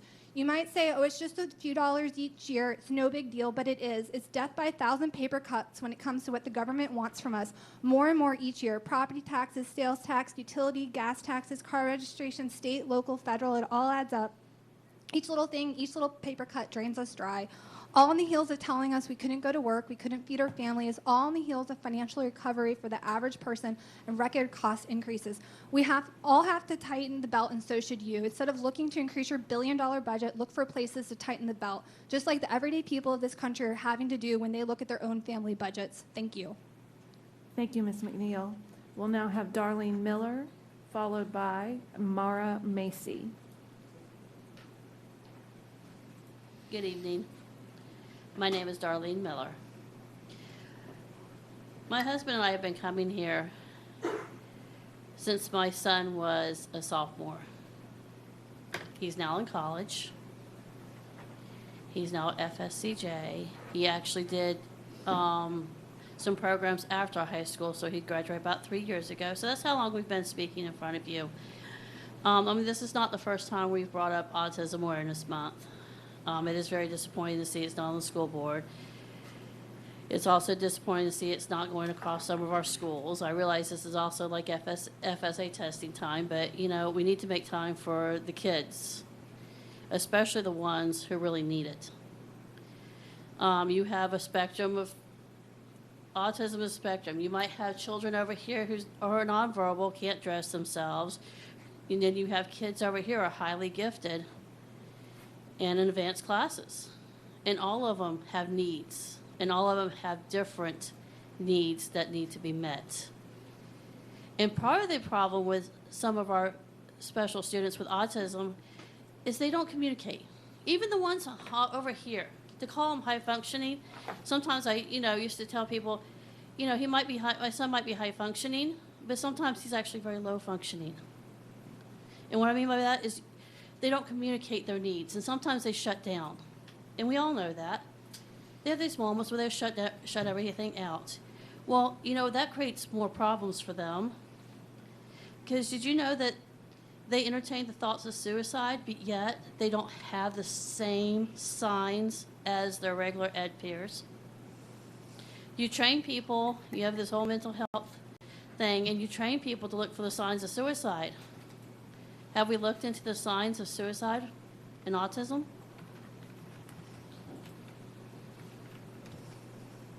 I never thought it crossed my mind. I never thought it crossed my path until the day my son told me, oh yeah, that had crossed my mind once.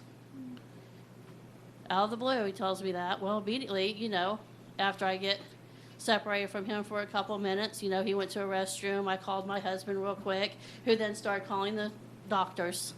Got an appointment the next day. Everything was fine, but I'm just telling you this because this is real and it happens. Never saw anything. Did you know that the autistic people have 3-fold the higher rates of suicide and suicide attempts than the general population? Probably because of the quirky kids that don't fit into anything. That's the problem we ran into also. There are no real programs for the higher functioning kids. We have all these things going on are we providing extra support so that your higher functioning autistic kids can fit in to your programs about to start happening, to the job placements? I think that's what we would like to see, is they will need extra support. And I will tell you, sometimes a VE teacher and a CSS teacher are not interchangeable. I know, like, we like to do, oh yeah, you have 18 kids or whatever the magic number is per caseload, and you can split them up however you want. But we've had some of our major issues with VE teachers, and I love VE teachers, don't get me wrong, but they don't have the background sometimes to deal with some of the CSS kids. The autism endorsement means a lot sometimes. So maybe we need to also look at our IEPs and start dividing kids up by how much services they need, what services do they need, instead of just creating a magical number that's going to help. Thank you. Thank you, Ms. Miller. We'll now have Mara Macy, followed by Ted Macy. Good evening. My name is Mara Macy. And in late November, my son, an 8th grade student at La Villa School of the Arts and also a military child, came home with this general audition information for Douglas Anderson. And right here, under entrance requirements, it says 2 recommendations are required. Print 2 recommendation forms from DA's website and give to instructors familiar with your child's art progress. Shortly thereafter, he came home and told me that his art teachers informed him that they don't write these recommendations, that they needed to come from an academic teacher. So, naturally, I called DA and was advised that the recommendations needed to be from an art instructor because it's an art school. So, I emailed my son's art instructors, who's been following him for the last 2 years, and these are their responses. I've asked the kids to get their recommendations from their academic teachers. DA art teachers do not use them to make their decision about the students they are accepting. Their office wants letters in their files. His other teachers stated, that's correct. Those are for the academic teachers to fill out. We have never filled those out for DA. We have different forms that we submit. And she went on to say, I really think Ryan will do great at his audition. He's had really strong work this year. Following that, on December 2nd, I called DA again just to make sure I was hearing things right. And I was informed a second time that the recommendations needed to come from art instructors. And that's, they get them regularly from La Villa School of the Art. So at that point, I emailed the principal at La Villa, explained the situation, and I got an email back that said, I am off campus today. I'll check into this tomorrow and get back to you. She got back on the 6th of December and said, I wanted you to know that I haven't forgotten about this, and I spoke with the principal at DA today, and she is meeting with her art directors this afternoon to discuss recommendations and the best way to handle that information from La Villa. She'd keep me posted. Then on December 14th, after nothing, I emailed asking for an update, and she said, yes, I heard back from the principal at DA. She's going to create an electronic form for us to use instead of the traditional write a paragraph recommendation. After meeting with art directors, they thought it would be a better idea. So I said, if I'm reading this correctly, the children will still need 2 recommendations from their teachers, although it's going to be done electronically. Great. Will they be asking their art instructors or academic instructors? And is there a possibility of printing a new sheet with more accurate instruction so that it can come home and serve as a checklist for the application process? At this point, my husband will be up so that I don't run out of time. Thank you for your time. And Well, thank you, Ms. Marcy. We'll now have, I'm sorry, Ms. Macy. We'll now have Ted Macy, followed by Carnell Oliver. Ted Macy. So on December 17th, the principal said, let's see.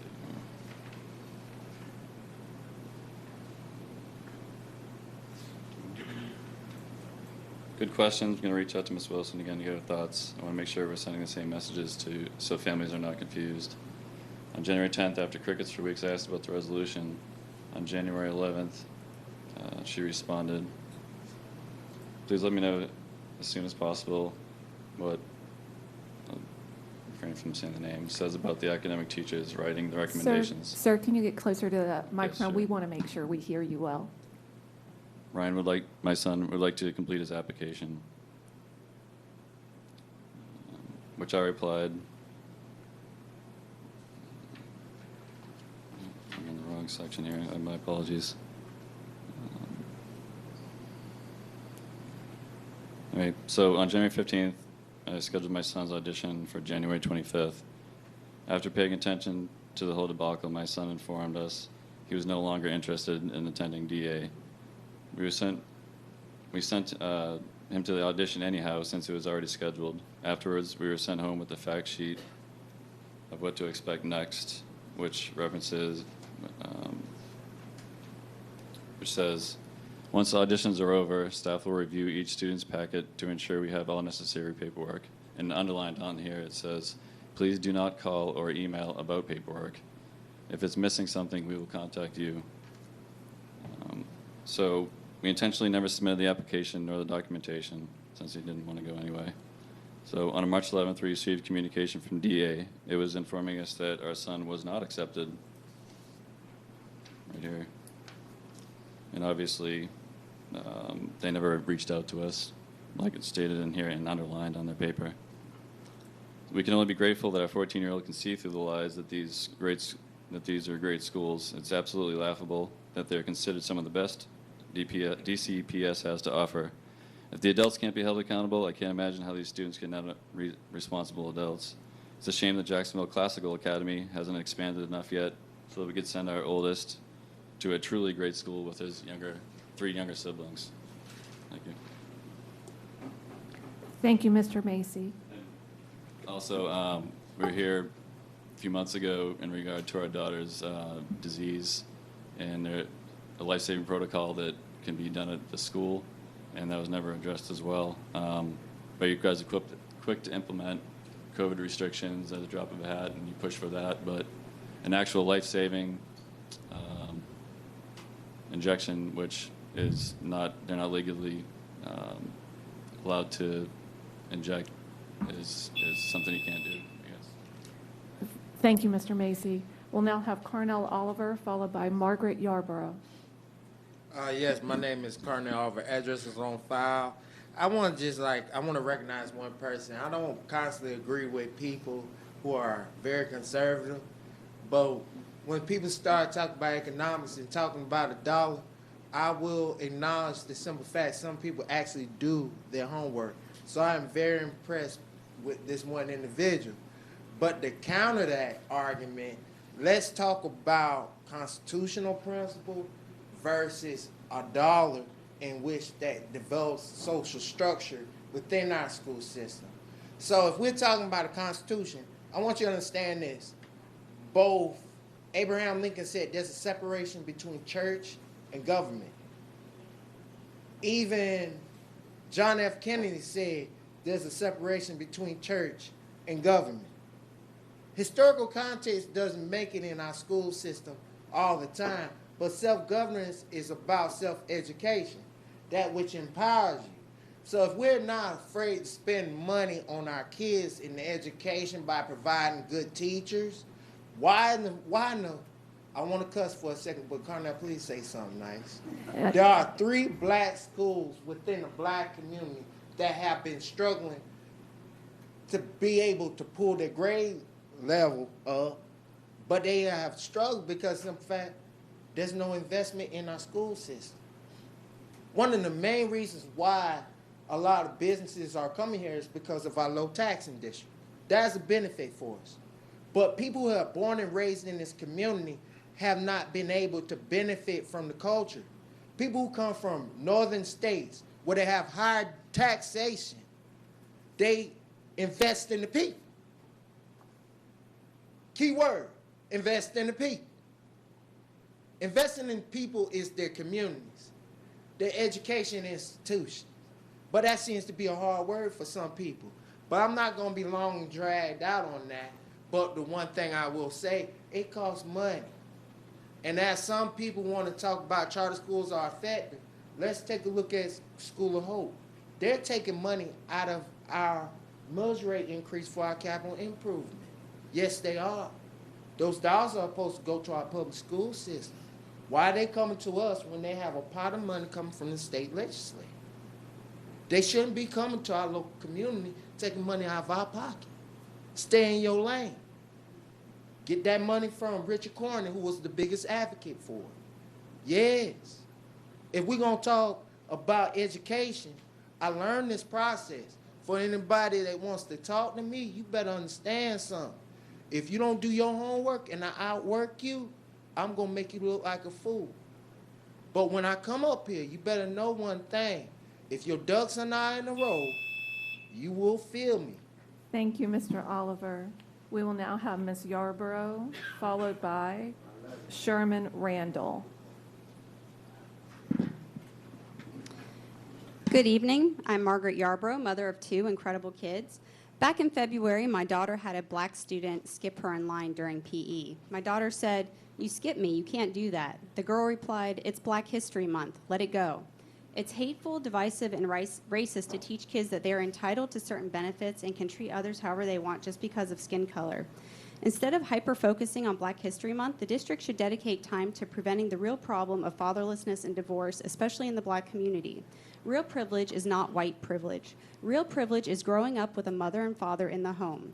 A child raised by a white single mother is far worse off than a child raised by Black parents. 83% of Black youth are suffering the loss of a parent or the instability of split homes, greater than any other racial group. Conversely, Nigerian immigrants have double the marriage rates of Black-born Americans and are among the most successful communities in the U.S. A stable home with a mother and father, regardless of race, reduces teen pregnancies, violent crimes, especially among boys, incarceration, drug use, suicide rates, abandonment, obesity, poverty, and improves academics. Isn't this what we all want for our kids and families? Isn't this the solution to many problems the district is facing? Instead of promoting summer teen books with dysfunctional gay Black lovers, why don't you promote books which show healthy dating and marital relationships between one man and one woman of all races? Teach kids the importance and benefit of lifelong marriage and how to have constructive conflict resolution between genders. Teach the consequences of cheating on a spouse and the pitfalls of pornography, how it chemically alters the mind to dehumanize women, ruins families and relationships, enslaves the user, and promotes the very real and evil sex slave industry in the U.S. This board is focused on the slavery and oppression of the past, but overlooks the hundreds of thousands of Americans of all races in the sex and labor trafficking industry today. Where is the month dedicated to that? This is why I strongly disagree with relaxing the dress code. Kids should be dressed modestly at school so that they won't be sexualized, placed in compromising situations, or be inappropriately exposed to classmates. The current dress code doesn't discriminate, doesn't distract kids from learning, and better prepares kids for the workplace. Isn't that the goal? Last Friday, my child had a substitute teacher who made politically biased statements to the class, including saying the governor is acting like a president, Floridians have no rights, and students should move to California or New York where it's better. This is a violation of Policy 6.85, political activism for employees. Staff who participated in the mischaracterized Don't Say Gay bill walkout were also in violation of 6.85. In both instances, these employees should be fired. Let me remind you, my child was threatened with suspension for not wearing a mask when the district was the one in violation of the law. DCPS threatens the innocent, but lets the rule breakers walk free. How is that justice? Thank you. Thank you, Ms. Yarborough. We'll now have Sherman Randall, followed by Lori Crinden. I'm sorry if I mispronounced that. Good evening. Mr. Chairman, board members, Dr. Green, Superintendent, I stand before you this evening to address the issue of minority participation with the district in the area of transportation. When the major contractors acquired the transportation service in 2000, the district imposed a provision that would include minority participation. In 2017, nearly 2 decades before we were able to get involved in providing transportation. So we are asking that consideration be extended, and we were only extended 5%, which is a very minute portion of that contract. We got four districts, 4 GSAs. I have 2 of them, and only 5% of each of them. And so certainly we are asking that consideration be extended to the minority contractors in helping them acquire a sizable amount of the program or the work that's extended. I have not come to bash the district for the time frame or discredit the district for anything, but I am asking that consideration be extended for us to be able to perform and carry out the responsibilities of our job. We know that we have had major problems with transportation in the system, and there are contractors right now that are unable to provide the service. We do our job. You can ask any of them. We do our job, and we are carrying out the responsibility of that job. Give us the opportunity. We thank you. Sir, can you state your name for the record one more time, just to make sure we get it? Thank Yes, you. I'm Sherman Randall. I am the contractor for Randall Bus Service. Thank you so much. We Surely. appreciate it. Last speaker for the evening is Lori Cruden or Crunden. Do I have a Lori Cruden? There we go. Oh, nope. All right, then I believe that's all our speakers for this evening.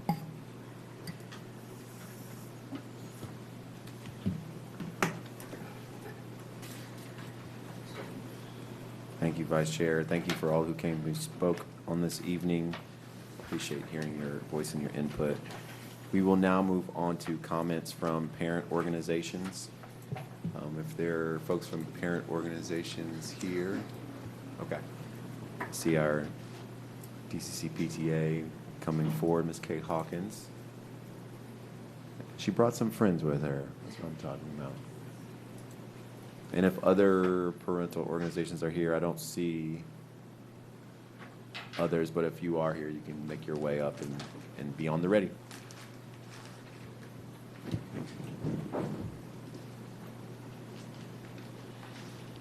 Good evening. Thank you for giving us this opportunity to speak tonight. I just wanted to give you a report from DCC PTA. We did just have our election of officers for the 2022-2023 school year, and I'm excited to say that this year we do have a slate of officers to represent DCC PTA for this coming year. Our president and principal celebration will be held virtual again this year. Some of our board members will be meeting in person for the celebration, but some will be joining us by Zoom. We are encouraging our local units to have what's called watch parties to help us celebrate our awards and our recognition of our local units. Our awards chair has already collected the award applications for our elementary, middle, and high schools, and we will be meeting within the next few days to start looking at those awards so that we can determine who will be award winners for this school year. This year, our Florida PTA convention will be held in Orlando at instead of Innisbrook in Tarpon Springs. The convention will be at the Omni Orlando Resort, Champions Gate, July the 21st to the 24th. We are so excited to have the convention back in person this year. It will not be hybrid. And we do have several delegates this year from DCC PTA that will be going. We will be celebrating our student leadership students on Thursday, April the 14th at 6 p.m. here in the Klein Auditorium. Our students met for 3 Saturdays over the course of 3 months and learned how to advocate, including a Zoom meeting with Chartwells to help make a difference with the cafeteria and the food in their high schools.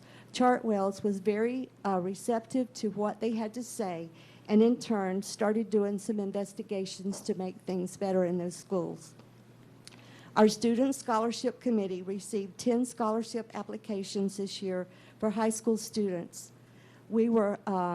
Today we met and finalized the winners of 5 of those scholarship recipients, and they will be announced tomorrow, and we hope that we'll be able to go into the schools in person to give those students their scholarships. Next year we're hoping to do more than 5. At this time, I would like to turn the microphone over to Whitney Touchton, who is our Diversity, Equity, and Inclusion Chair, and also to Melissa Daniel, who is our Advocacy Chair.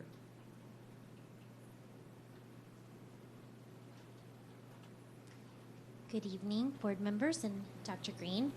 Melissa and I work together with our two committees along with a special committee of parents and students to develop a resolution on the dress code. And I believe you all have received a copy, and if not, please let us know. We're happy to give you a copy. Whereas the Duval County Public School Code of Student Conduct, General Code of Appearance, contains subjective language that lends itself to different interpretations, distracting, form-fitting, overly tight as examples, whereas this subjective language and interpretation constitutes nonspecific grounds for discipline and causes uncertainty among students, parents, and DCPS employees in policy application, whereas this subjective language and interpretation can lead to subjective enforcement, wherein violations are enforced unequally across students of varying body types, gender, race, and religion, whereas this language has been applied, and most significantly, certain specific dress code provisions apply to clothing and accessories predominantly worn by students of certain genders, races, and religions, impacting these students differentially and inequitably. Whereas the enforcement of the dress code can unnecessarily take time and attention away from teachers' and administrators' duties and from students' classroom education. Whereas the foregoing conditions negatively impact students' mental and physical health and well-being and learning environment. Whereas the Duval County Council of PTAs and its associated local units, in accord with state and federal law and the U.S. Department of Education and U.S. Department of Justice position, support prohibiting discrimination in dress codes on the basis of race, religion, and gender. Whereas the Duval County Council of PTAs and its associated local units, pursuant to the Florida State PTA mission statement, advocate for the mental and physical health and well-being of all students. Whereas Duval County Council of PTAs and its associated local units advocate for all students in the district to have a fair and equitable education in a physically and mentally safe and orderly learning environment. Therefore, be it resolved that the Duval County Council of PTAs requests the DCPS dress code be updated to promote the physical and mental health and well-being of its students in their learning environment, free of bias, including but not limited to permitting head coverings, permitting tank tops, remove language used to effectively ban shorts and leggings without oversized coverings, namely form-fitting, overly tight, disruptive, or distractive.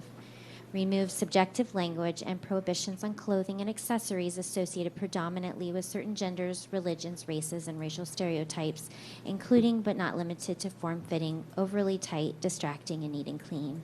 Be it further resolved that PTA students and other stakeholders be included in the review, discussion, and updating of the dress code. And there are further attachments for clarification and documentations and references, and we look forward to working together. Thank you. Thank you very much to the PTA for being here and delivering that. Seeing no other parent organizations, we do not have a report from our JAG students this month, but we will more than likely see that next month. Moving on to comments from employee organizations. If there are any employee organizations that wish to address the board, now is your moment in time. All right, seeing none, we'll move on to approval of minutes. The Duval School Board approved the minutes from the meetings listed in the agenda item. February 11, 2022 subcommittee meeting. February 14, 2022 board member meeting, Coker, Anderson, Pearson. February 22nd, 2022 board member meeting, Coker, Jones, Joyce. February 24, 2022 joint meeting, JPEF, DCPS members. March 1st, 2022 regular board meeting. March 8th, 2022 board workshop. March 22nd, 2022 agenda committee meeting. And March 22nd, 2022 board workshop. Ask for a motion. So moved. Second. Moved by board member Jones, second by vice chair Coker. Any discussion? Oh, Joyce. Seconded by board member Joyce. Any discussion? Seeing none, call for your vote.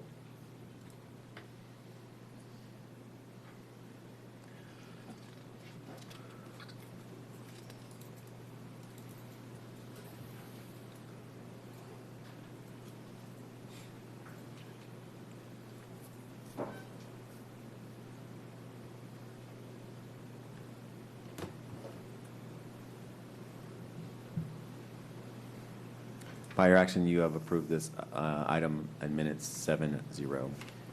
Are there any items to be added to the consent, to be placed on the consent agenda, or items for discussion?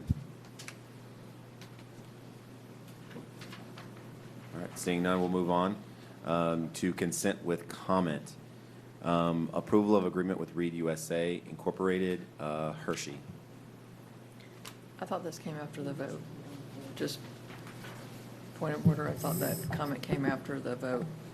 We need to vote. Consent with comment. Okay. Oh, then I would like to pull it for discussion. You want to pull it for discussion? Well, I have some questions. So if it's gonna, the comment's gonna come after the vote, I would like to pull this particular item to ask a couple of questions to the superintendent before the vote. Got it. Mr. Poole, so we need to pull, it's already pulled for consent with comment, but we need to pull it for discussion? All right, so Board Member Joyce, you would like to pull this item for discussion? Yes, sir. Okay. So we now have item, which is approval of agreement with Reed USA, Inc., pulled for discussion by Board Member Joyce. And we also have an item that's already been pulled for consent with comment, and that's Board Member Hershey. It's the same item. Same item. So we need a. Yeah.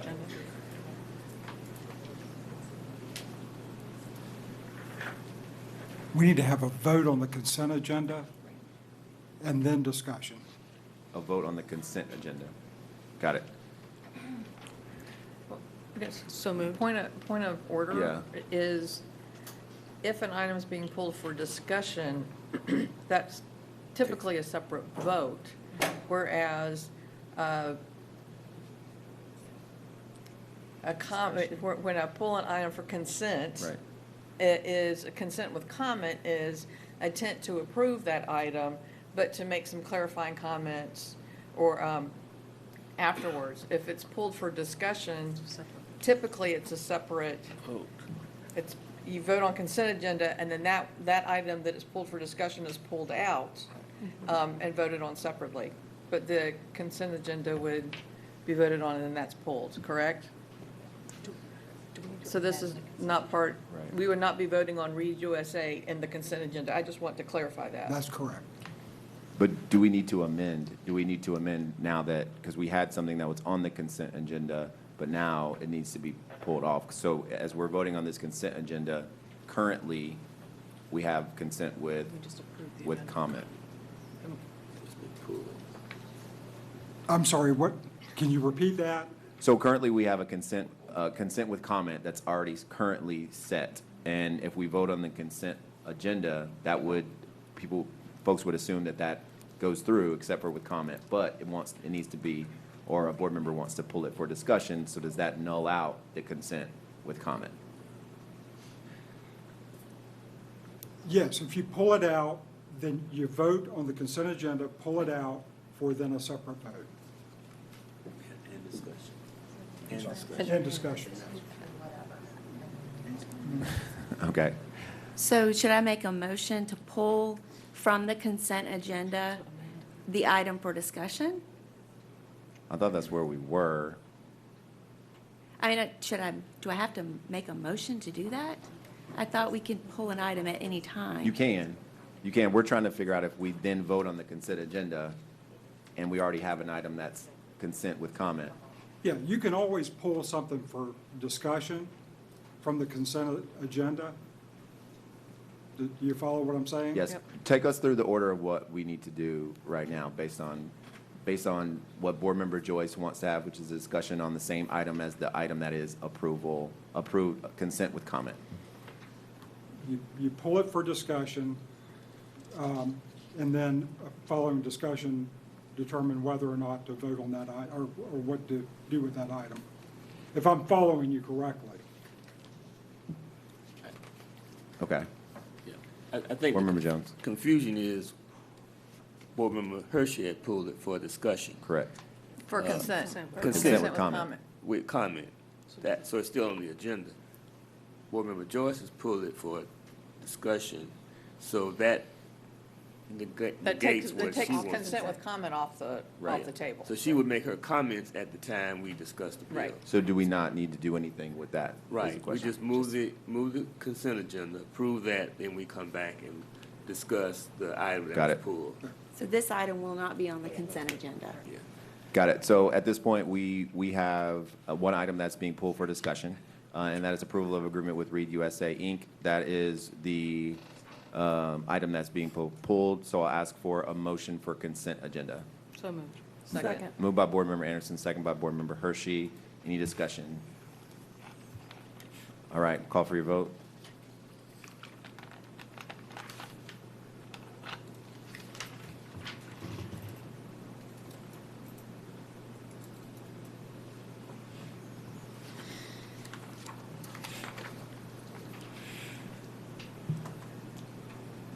By your action, you have approved the consent agenda 7-0. We had consent with comment. Thank you for bearing with me on that. I wanted to make sure we didn't prematurely vote something in and not have to have the real discussion. So now we'll move on to discussion agenda. And Board Member Hershey, of course, you can add your comments there as well. So that discussion item is approval agreement with Reed USA, Inc. You've pulled it for discussion. We'll allow you to ask your questions or your comments, and then Board Member Hershey will come after. Perfect, thank Yep, you. no problem. Thank you. So through the chair to Dr. Green, in the past week, I have received a lot of input from the community and some emails concerning Read USA, specifically the titles that will be given away at the book fairs. And so I'm wondering, would it be possible for the board to receive the titles that were given away at the last book fair last year, the titles that that were included in that last year? That was my first question. And my second question is, it seemed like the response was right now we are applying normal review practices to ensure the resources are suitable for distribution. Can you kind of walk us through what those review practices are so the community is aware? Those are my first two questions. Through the chair to Board Member Joyce, I don't know whether I can get last year's or the last book fair, but we can ask the Scholastics. We have been working with Scholastic Book Fair for, I want to say, decades.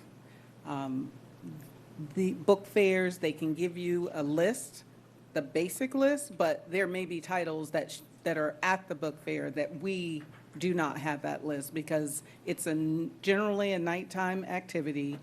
Parents or children, they come in, self-select, and purchase those books. With Read USA, these will be during the school day. It is no different than the book fair. It is just that through their partnership, the district, through our Title IV grant, invests $5, and Read USA invests, I believe, $7 to ensure that students can have book ownership for literacy. But the basic list, yes, we can give the board that list. Okay. Of titles. Okay, so you're not sure if we can get the list from last year, but you'll. I don't know the answer to that. But we will be able to get the list that will be included in this year's book fairs. Through the chair, I need to be transparent. It's the basic list. That's what we have right now. That's what we would always get. That doesn't mean there aren't other titles. They do have Scholastic has the right, if a title, they've run out of that book, they can replace that title. It doesn't mean that it still has to be in the grade band, what we've asked for, but I can't tell you that, another book won't show up because it could be that one of their titles, they don't have any more of that title in stock, so they replace it. But I will give to the board what we receive. Okay. I would really like an all-inclusive list. So, I mean, if there's a book that, I'm sure they have a list of all of their books, whether it's going to be at this book fair or that book fair, what is going to be or could be distributed to the students in the county. I think it's important for the board to have that list so that if there are some community members that want to have access to that list, that we are able to provide that to them. Through the chair, whatever we're receiving, I will provide it to the board.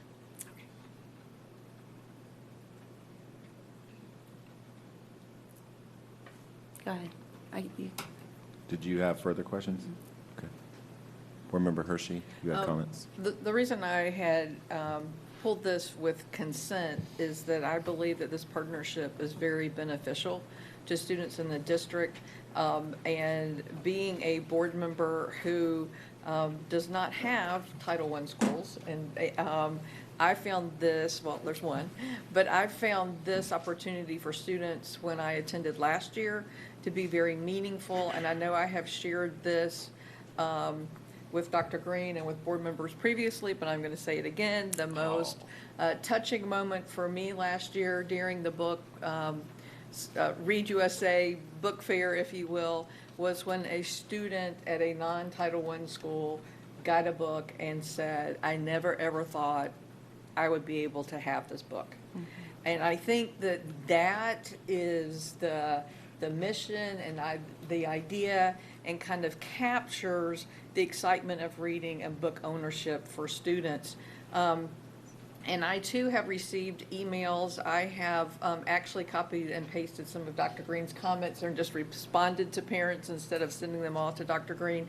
But I did appreciate Dr. Green's comment, and just wanted, and this is what I was going to do with consent with comment, is just give Dr. Green an opportunity to respond publicly, in case everyone did not get a response on the email, to steps that she has put in place. She is certainly well aware of 1467 and parents' rights, but I think in this instance, she has taken some good steps, and I just wanted to give her an opportunity to speak to that.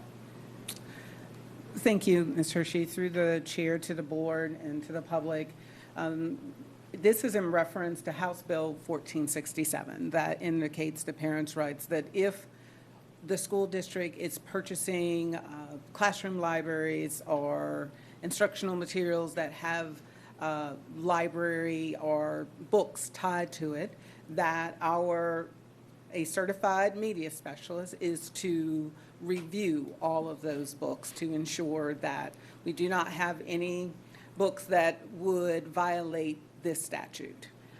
As I shared, that statute goes into effect July 1st. Currently, we work with Read USA, and publicly, I want to say to Read USA that they have been a tremendous partner in ensuring that our children have book ownership. This is about literacy. This is about teaching children to love books, and that books are available to them, when many of our children, at the very beginning, we were only working with Title I schools, children of poverty that were more than likely not to have books in the home.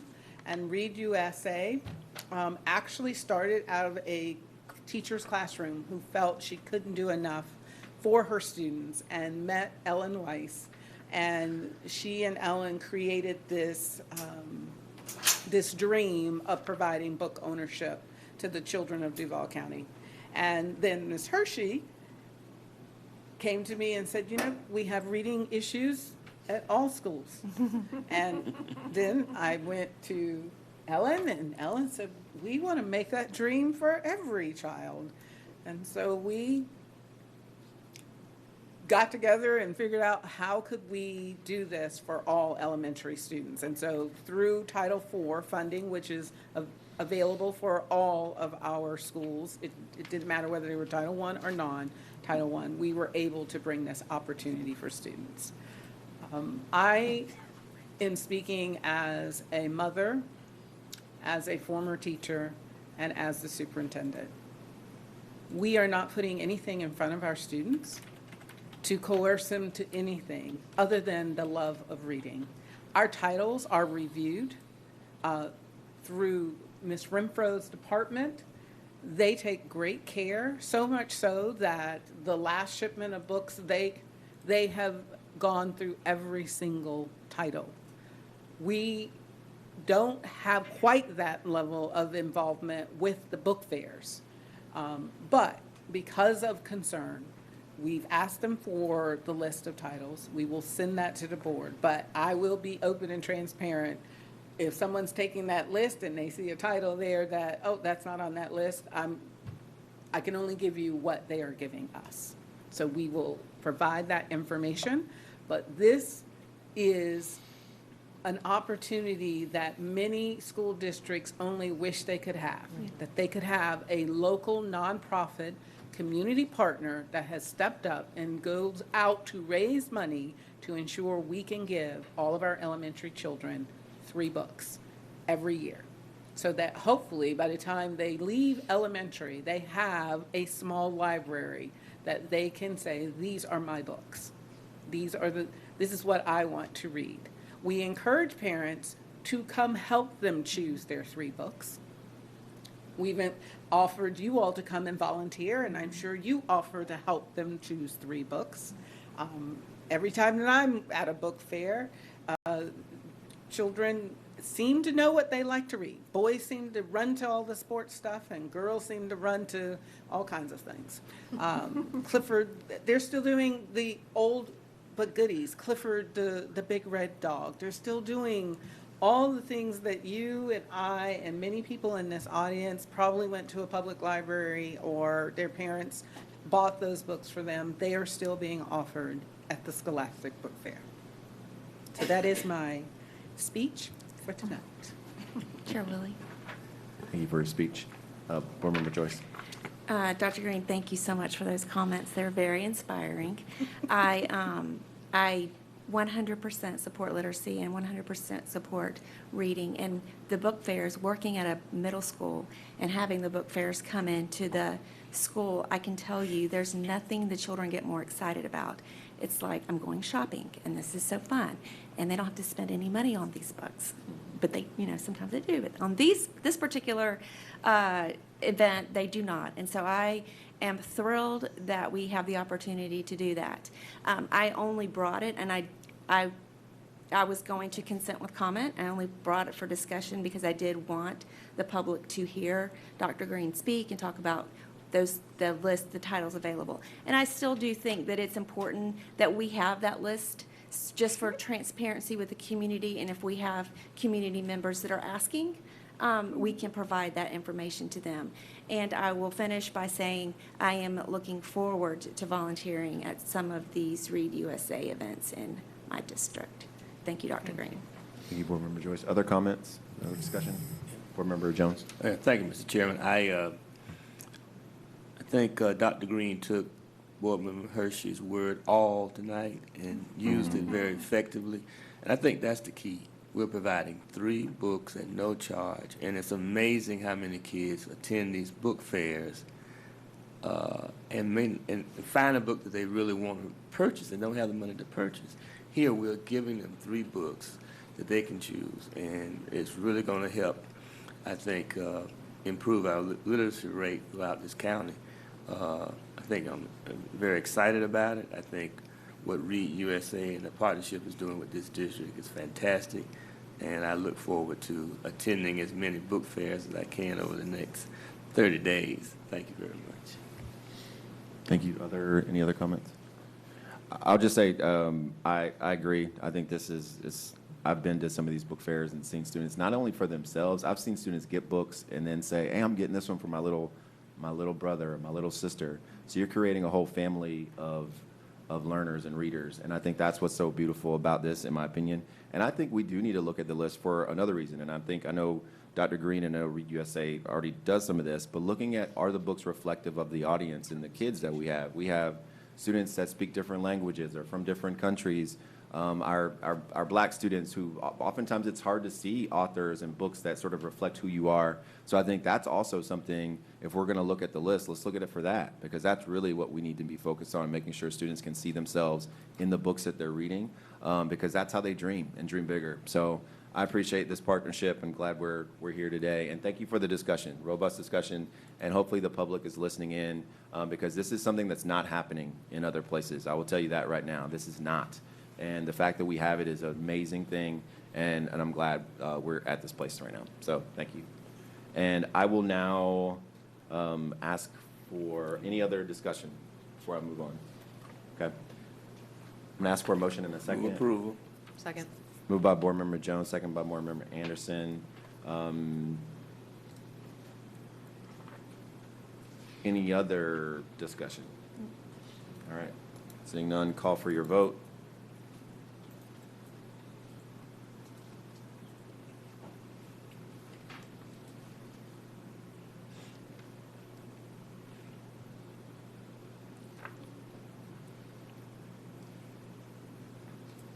By your action, you have approved this item 7-0. Now moving on to the Chief of Staff area, and I'll actually ask Dr. Green to read the recommendation. That the Duval County School Board conduct a public hearing and adopt the recommended revision to the following policy in School Board Manual, Chapter 7. Policy 7.70, Purchasing. Now opening the public hearing, ask if there is anyone that wishes to speak. Now is your time. Seeing none, close the public hearing. Ask for a motion and second. So moved. Second. Moved by Board Member Anderson, second by Board Member Hershey. Are there any board members wishing to speak? Seeing none, call for your vote.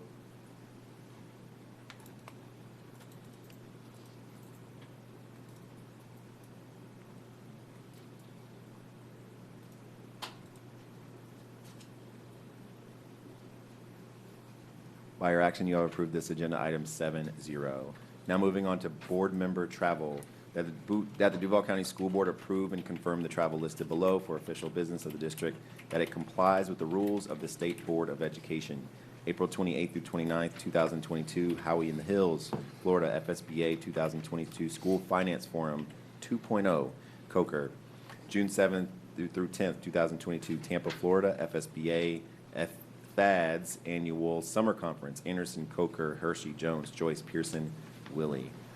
Is there anyone from the public who wishes to speak? Seeing none, ask for a motion and a second. So moved. Second. Moved by Board Member Vice Chair Coker, second by Board Member Anderson. Are there any board members wishing to speak to this item? Seeing, hearing none, call for your vote.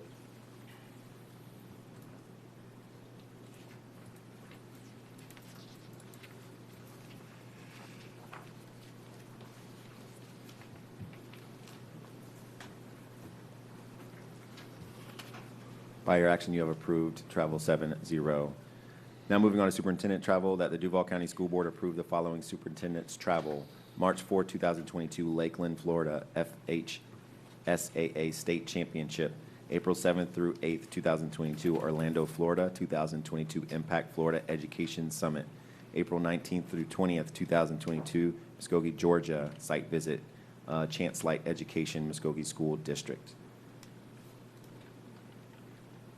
So moved. Ask for a motion a second. Second. Moved by Board Member Hershey, second by Board Member Anderson. Any discussion? Seeing none, call for your vote.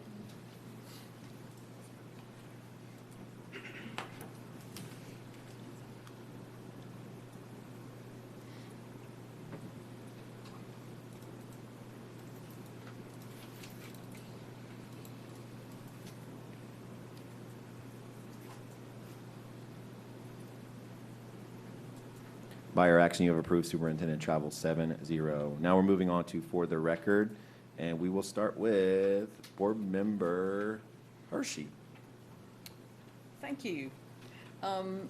Saturday, I had the opportunity to attend a play at Mandarin Middle School, Matilda, and it was exciting to see that the arts are alive and well in a lot of our schools throughout the district. It was a great performance, and it was great to see so many community members show up. I also wanted to let you know that Mandarin High School actually has a display in honor of the Holocaust victims, specifically children. And so if you're on the campus of Mandarin High School, I hope you will stop by. It is in front of the course room, and check out that exhibit. So, on a different note, there is going to be, I'm going to put a plug in for Councilman Boylan's community meeting on April 14th. And the reason is April 14th at 6 o'clock at the Mandarin Senior Citizen. And it's to discuss zoning on Old St. Augustine Road at the corner of Plummer Grant and Old St. Augustine Road for an unnamed charter school. Just want to put it out there to the community that I got a lot of emails and phone calls about traffic on Old St. Augustine Road this school year. And just for the record, would like people to know there are about 8 or 9 schools between St. Augustine and Loretto and right in that area. So it is a zoning meeting, and he is looking for input from the community. So everyone who called me about traffic on Old St. Augustine, I encourage you to show up on April 14th to weigh in on this proposed zoning as well. And just want to underscore, too, one of the things that came out of the legislative session this last time is a state authorizer, which will remove this board's ability to approve charter schools and make it at the state level.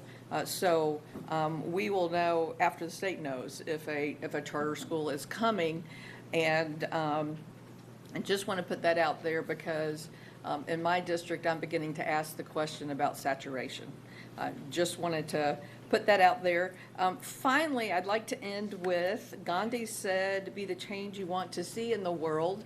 And a lot of people want to see changes in public education.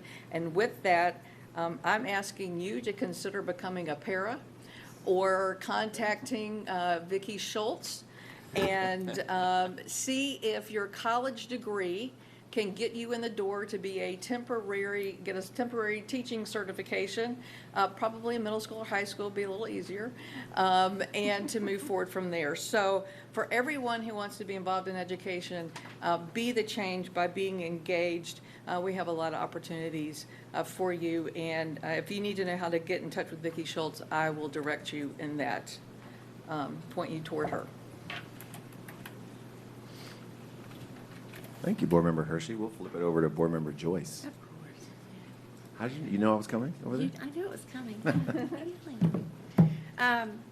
I want to first say wow for about the presentations. The presentations at the beginning of this board meet were amazing, and I'm so proud of all of the students that received awards. I also wanted to acknowledge I had 2 teachers in my district that received the Gladys Pryor Award for Career Teaching Excellence, and I wanted to just acknowledge these 2 excellent teachers in my district. Ms. Blaylock, first grade teacher at Ruth Upson, and Ms. Parker, an ELA teacher at Ed White. I also received an email a little past the board meeting last month that indicated that Lakeshore Middle School had received an award for Community First Credit Union School of the Month in February, specifically for their Black History Month program. And so I wanted to acknowledge that and say congratulations to all of those winners. This month is celebrating Military Children Month, and I'm excited about visiting some of the schools in my district. I do have Benicia Elementary that's it's right next to NAS Jax, and I'm super interested in participating in that. I look forward to this month every year, and I'm really excited because this year is the first year that I can actually say that my oldest son, who is an officer in the Air Force, is expecting his first child, which makes me a grandma. And so this is going to be super, super important to me, and I'll be always interested in celebrating that. And then lastly, I wanted to just kind of acknowledge that right now we are in the middle of FSA testing, and there are a lot of pressures that kind of come down from the district and from the state and from parents and from teachers and it all falls on the shoulders of our students. And I read something this week from someone that I truly love and highly respect, and this is what she said, and I just want to close with this. But as I visited each class, I told the students the only thing we expect is for them to give their best. I told them that this test will tell us some things about some things, but it will not tell us everything. It is merely a snapshot in time. It will not tell what a great friend they are, how kind they are to others, how well they can ride a bike, hit a baseball, turn a flip, leap through the air, or how they help their parents with their baby brothers and sisters, or how they do their chores, practice piano, or the many other things that make a well-rounded life. And I just wanted to share that, and because I can tell you it just touched my heart, and we do have some incredibly humble and gracious and caring employees in our district, and these are the people who interact with our children, and I just want everybody to remember that. That's it. Thank you. Everybody's got quotes and whatnot. Let's go over to Board Member Pearson.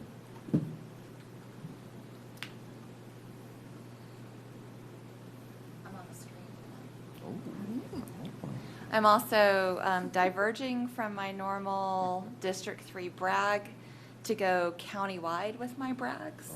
So, although there will be some District 3 names in here. I wanted to start with a thank you and kudos to Assistant Superintendent Schultz and her team of Adele Herring, Jacqueline Watkins, Calissa Maheen, and the other benefits team members who put on the Health and Wellness Fair. I went, it was a rainy day at Sandalwood. Thank you to Dr. Hatcher for hosting at Sandalwood. We walked our laps inside the building, and there were some great sponsors, vendors, and presenters there, and I hope that this is the first of many, and I hope that the attendance builds for this event every year, because I think it was truly a service to our staff. I want to thank Jacksonville Public Education Fund for hosting the reading initiative. 20 a day paves the way, or it might be 20 minutes a day. 20 minutes a day paves the way. They gave us buttons, and I intended to wear my button and forgot to wear my button tonight, but I am committed to reading at least 20 minutes a day, and certainly did that with my children. And so thank you to our partners, the Jacksonville Public Library and Read USA, who are working with us on this initiative with JPEP as well. I also was able to attend the Employee of the Year Awards celebration, and also I want to give credit to Assistant Superintendent Schultz and the event committee of Adele Herring, Jacqueline Watkins, Anita Smith, Cecile Ashley Wallace, Tyra Key, John Phillips, Zulma Ibanez, Rebecca Durkin, who worked on that. Events don't just happen, and this was a fun event. I think our staff felt celebrated, and they were beautiful and handsome, and it was a fun event, made even more fun by our MCs, Regional Superintendents Denise Hall and Tim Simmons. So again, congratulations to those who were honored. I wanted to point out that our Audit Advisory Committee has met this past month. They had their inaugural meeting, and thanking them for answering the call to serve, for our staff who conducted the orientation, especially Lena Blades, our internal board auditor, and Michelle Begley, who did a lot of work for that, and Ray Poole, who ushered them through sunshine law issues and stuff they need to know. And so with our Audit Advisory Committee and our Sales Surtax Committee, that's an extra layer of transparency and information for the community to know about board activities. I did want to say thank you, and a lot has been said, but I did want to say thank you to Read USA for the partnership with the book fairs. I'm excited to volunteer again. This is one of my favorite things that I did last year, and I said it in our workshop, but I think it bears saying again. I so appreciate seeing what Board Chair Willie was talking about, that there were books that were with black and brown faces on them for schools that have a majority of black, or any really black and brown students, but also a table of books in Spanish and I believe one other language that students could get books that their families could read with them. And so that's another way to do that 20 minutes a day. It doesn't have to be in English. It can be in a language that the family speaks, with the hope that all will be working towards learning to read in English at some point. I wanted to announce that we have 2 Chat with the Soups coming up in District 3 on April 14th at Sandalwood. Board members Coker and Anderson will be joining because of the way things are drawn. We all have students who attend Sandalwood, even though the school itself is in District 3, so please come out for that. And then on April 28th at Inglewood Elementary, I want to say thank you to Ms. Sunita Young for coordinating with our ESOL department and IT and others that I'm not quite sure probably of yet, and Principal Reese, so that we can have translators at this. If you don't know that District 3 has the majority of the elementary schools are not only Title I but high ESOL schools, and we want to try to eliminate any barriers we can to parents participating and being actively engaged with their students' school and with their students' education. So I appreciate the effort to have translators at this. And I'm going to close with same thing that Board Member Joyce closed with. Testing begins with FSA writing, and we have FSA, EOC, SAT for juniors, AP, IB, CTE, and I'm sure there's some letters that I've messed out or I've left out. But there are a lot of tests coming up for our students, for our staff and administrators. And as I wrote to all my principals in my district this week, I'm cheering for you. I think we all are cheering for you. We want to finish this year triumphantly. And I will say again to my principals, if there's anything I can do to support you, please reach out and let me know, because I'm here for you. Thank you so much, Board Member Pearson. We'll move over to Board Member Jones. Oh, I thought you was looking this way. Thank you, Mr. Chairman. Just a few items. I know we've all talked about Reach USA and the partnership, and I had a chance to attend a breakfast with them yesterday morning. And we talking about addressing some of the barriers with the summer read program. They have 50 individuals, prominent individuals, who are reading books on video. And so for parents who don't know how to read or can't read to their child, they can play that video and follow along with their child as the person on the video reads the book. So I thought that was a very unique way to address some of the concerns that some areas might have because parents are not able to read with their kids. And they're doing a wonderful job. I'm just thankful for the partnership. 3 books to every elementary school student in Duval County is amazing, and I think that's something to be applauded, and I hope we can continue that for years to come. The Employee of the Year, Alicia Felk, I just want to congratulate her again. She works at Gregory Drive Elementary School. I didn't get Teacher of the Year this year, Mr. Willie, but at least I got Employee of the Year this year. She's done a great job. And for all the finalists and Employees of the Year, we have some great employees, and I think last Friday was a way to celebrate that. And Ms. Shokes and her staff did a great job of hosting that event, and just want to thank you and your staff for all you did for that event.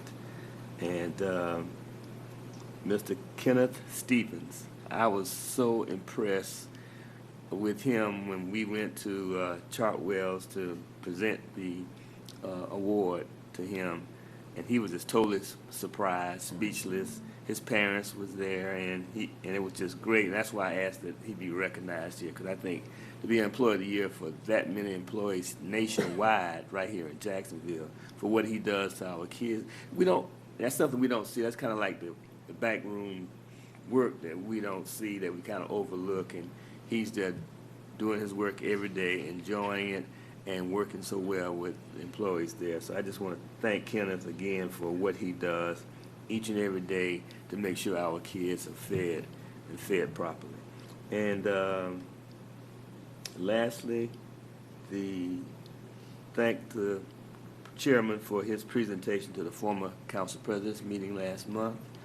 He was a keynote speaker, and it was well attended, surprisingly well attended. He ran out of brochures, but we talked about the millage increase, and it was well received. I just want to thank you for that. Thank you. Thank you, Board Member Jones. We'll move on to Board Member Anderson. Thank you so much. I am going to try to be quick, but I do want to go back and send some congratulations. I want to say congratulations again to Anders Jers from Fletcher High School, who is the National Merit Scholar from Fletcher. You know, the talented students and the incredible intellect that we're turning out in Duval County, I'm happy to see him be recognized at Fletcher High School. I also want to congratulate again the girls state championship soccer team. Thank you so much for my medal. I feel so special for getting one of these. So I wanted to say thank you for that. I want to highlight again the TPC and FSCJ and the culinary competition they put on. You know, I think this is just one of those examples where we have our community partners coming in and working together with our school system in a way that was so meaningful for the kids. It was so nice to, thank you so much for giving us dinner tonight. That was amazing.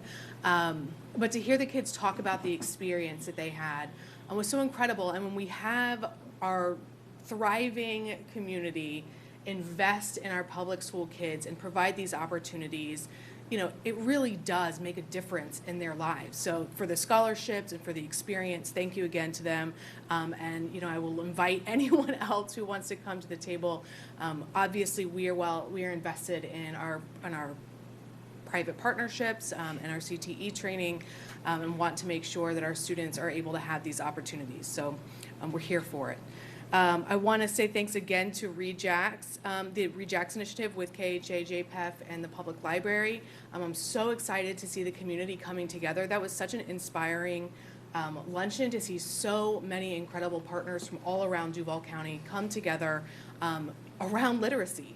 I know we've tried to do this before as a community, but I'm so glad to see it rejuvenated and revived. You know, this is an important strategic goal for this board to improve literacy rates. Read USA, of course, and their partnership helps us invest in students by making sure that they have books in the home. I'm really excited about their work they're going to do with bringing parents in to help parents learn how to be teachers, literacy teachers and reading teachers for their kids. Modeling is great, 20 minutes a day paves the way. Is that right? Is that right?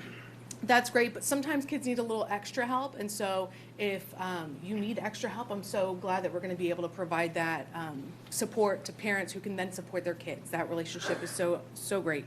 Audit Advisory Committee, I was so excited to see them come together and launch that committee. I want to say thank you so much to Julia Han, who is the Chief Audit Executive at the University of North Florida and serves on the Audit Advisory Committee as my appointee.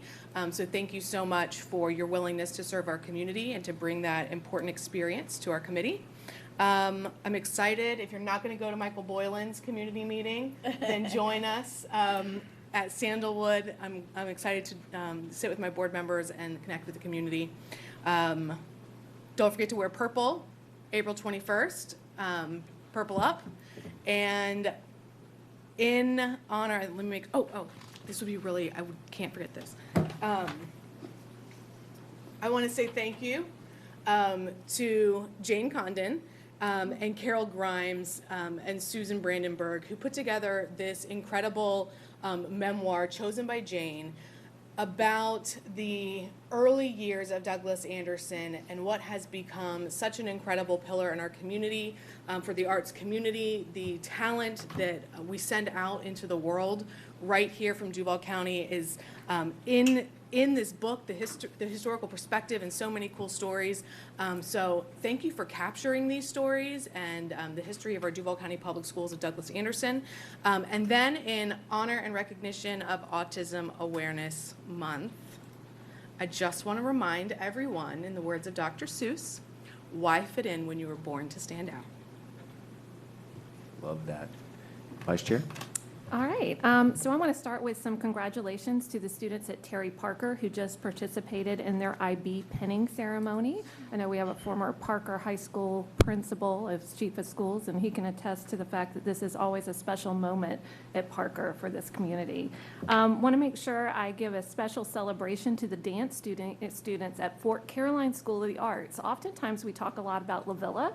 I like to remind people that Fort Caroline is a school of the arts as well, and they recently had a dance showcase. So thank you to the teachers in the school for putting that piece together.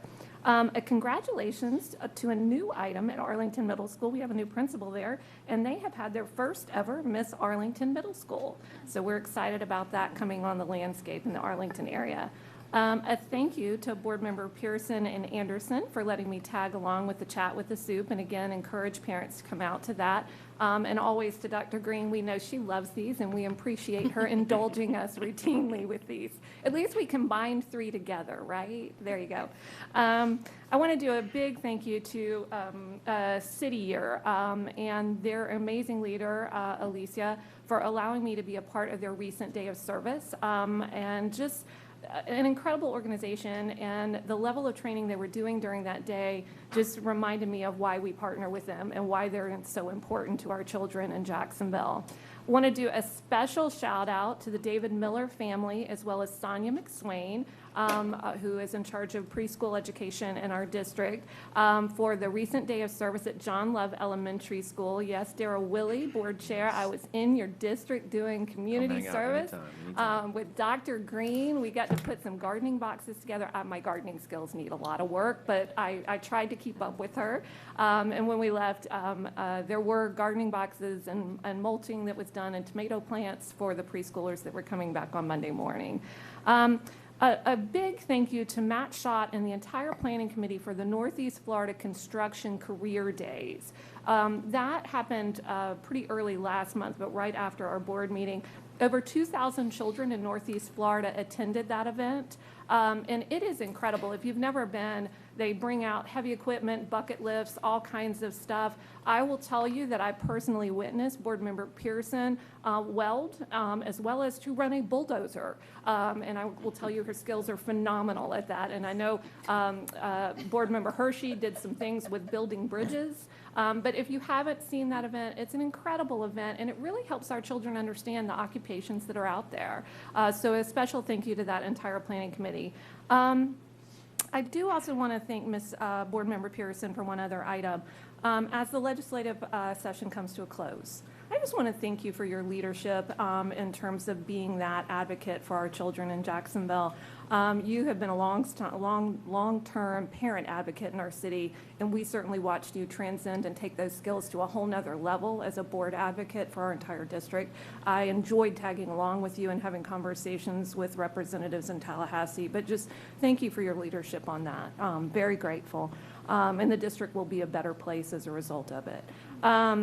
I will also say Assistant Superintendent Schultz, I know you've already gotten lots of accolades. I know you staff schools by day and you have dinner parties for all of those staff by night. The evening for the employees of the year, just a phenomenal event, and thank you for allowing us to be a part of it. The joy on all of those faces of everyone participating, they all felt special. So thank you to you and your team for all you do. I don't know when you sleep, but we are very grateful. And then finally, an odd one, I want to thank all the DCPS employees who volunteered with the Gate River Run this year. As someone who runs the River Run, I'd never taken it from the board member perspective, but I got water from coaches at DuPont, coaches at Atlantic Coast, people from Stanton, children from Parker, children from Fletcher. That event doesn't happen without all of our children and adults that go and actually help. I will tell you that the Viking cheerleaders cheered me across the finish line. I was really slow, but they still cheered for me anyway. Our school district was just shown in such a positive light because of all of the volunteers that were out there. I will tell you, I saw some runners running really fast, and our high school students. I saw the back of them as they went away. But anyway, to anyone that volunteered with that comes from our schools, thank you for doing that. As someone who participates in that, it makes a difference, and thank you for showing our district in such a positive light to such a large group of our community. And that's it. Excellent, thank you. So many great things.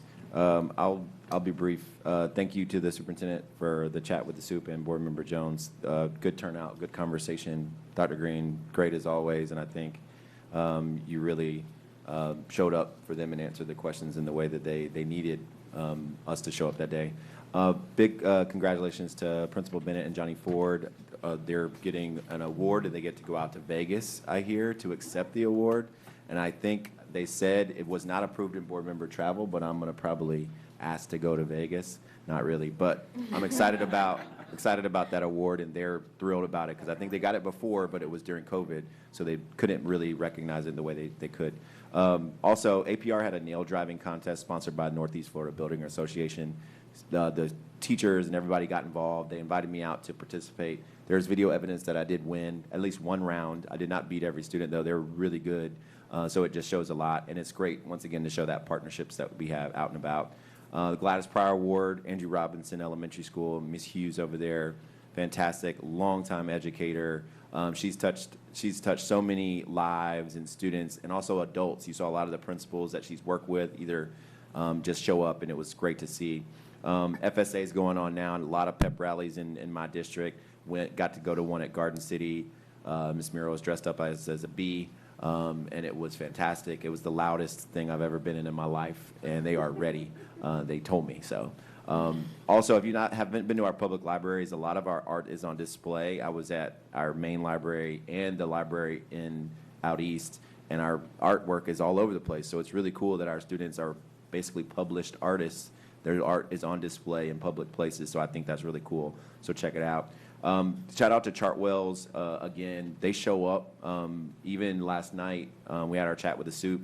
They provided waters and cookies and fruits and whatnot for folks. They show up in little ways, but also big ways for our students. Also, they were doing a farm share recently, and they were giving out food. So love that they show up as a true partner. Like everybody else some folks have mentioned the audit advisory.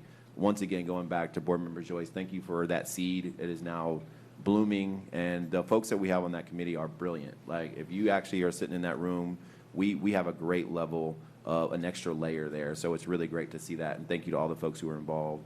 Poole, Bagley, Blades, our board staff did a great job coordinating that too, so thank you for all of that. Employee of the Year, awesome. Love being able to celebrate our employees. We have some phenomenal employees, and that's more the reason why we need to go out and make sure we're getting these additional millage and other things. We got to take care of our people who take care of our students and take care of our staff and our teachers as well.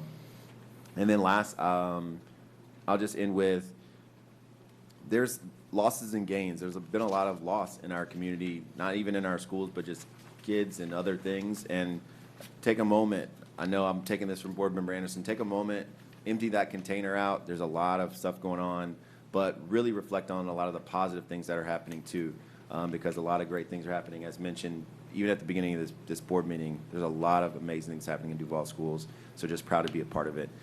So thank you. We are now on the adjournment period of the meeting. Second. Moved by Board Member Pearson, second by Board Member Joyce. Any discussion? All those in favor signal by saying yea. Aye. Aye. Aye. All right, any opposed? All right, the ayes have it by unanimous vote. We are adjourned. Thank you so much, everyone. Have a great evening.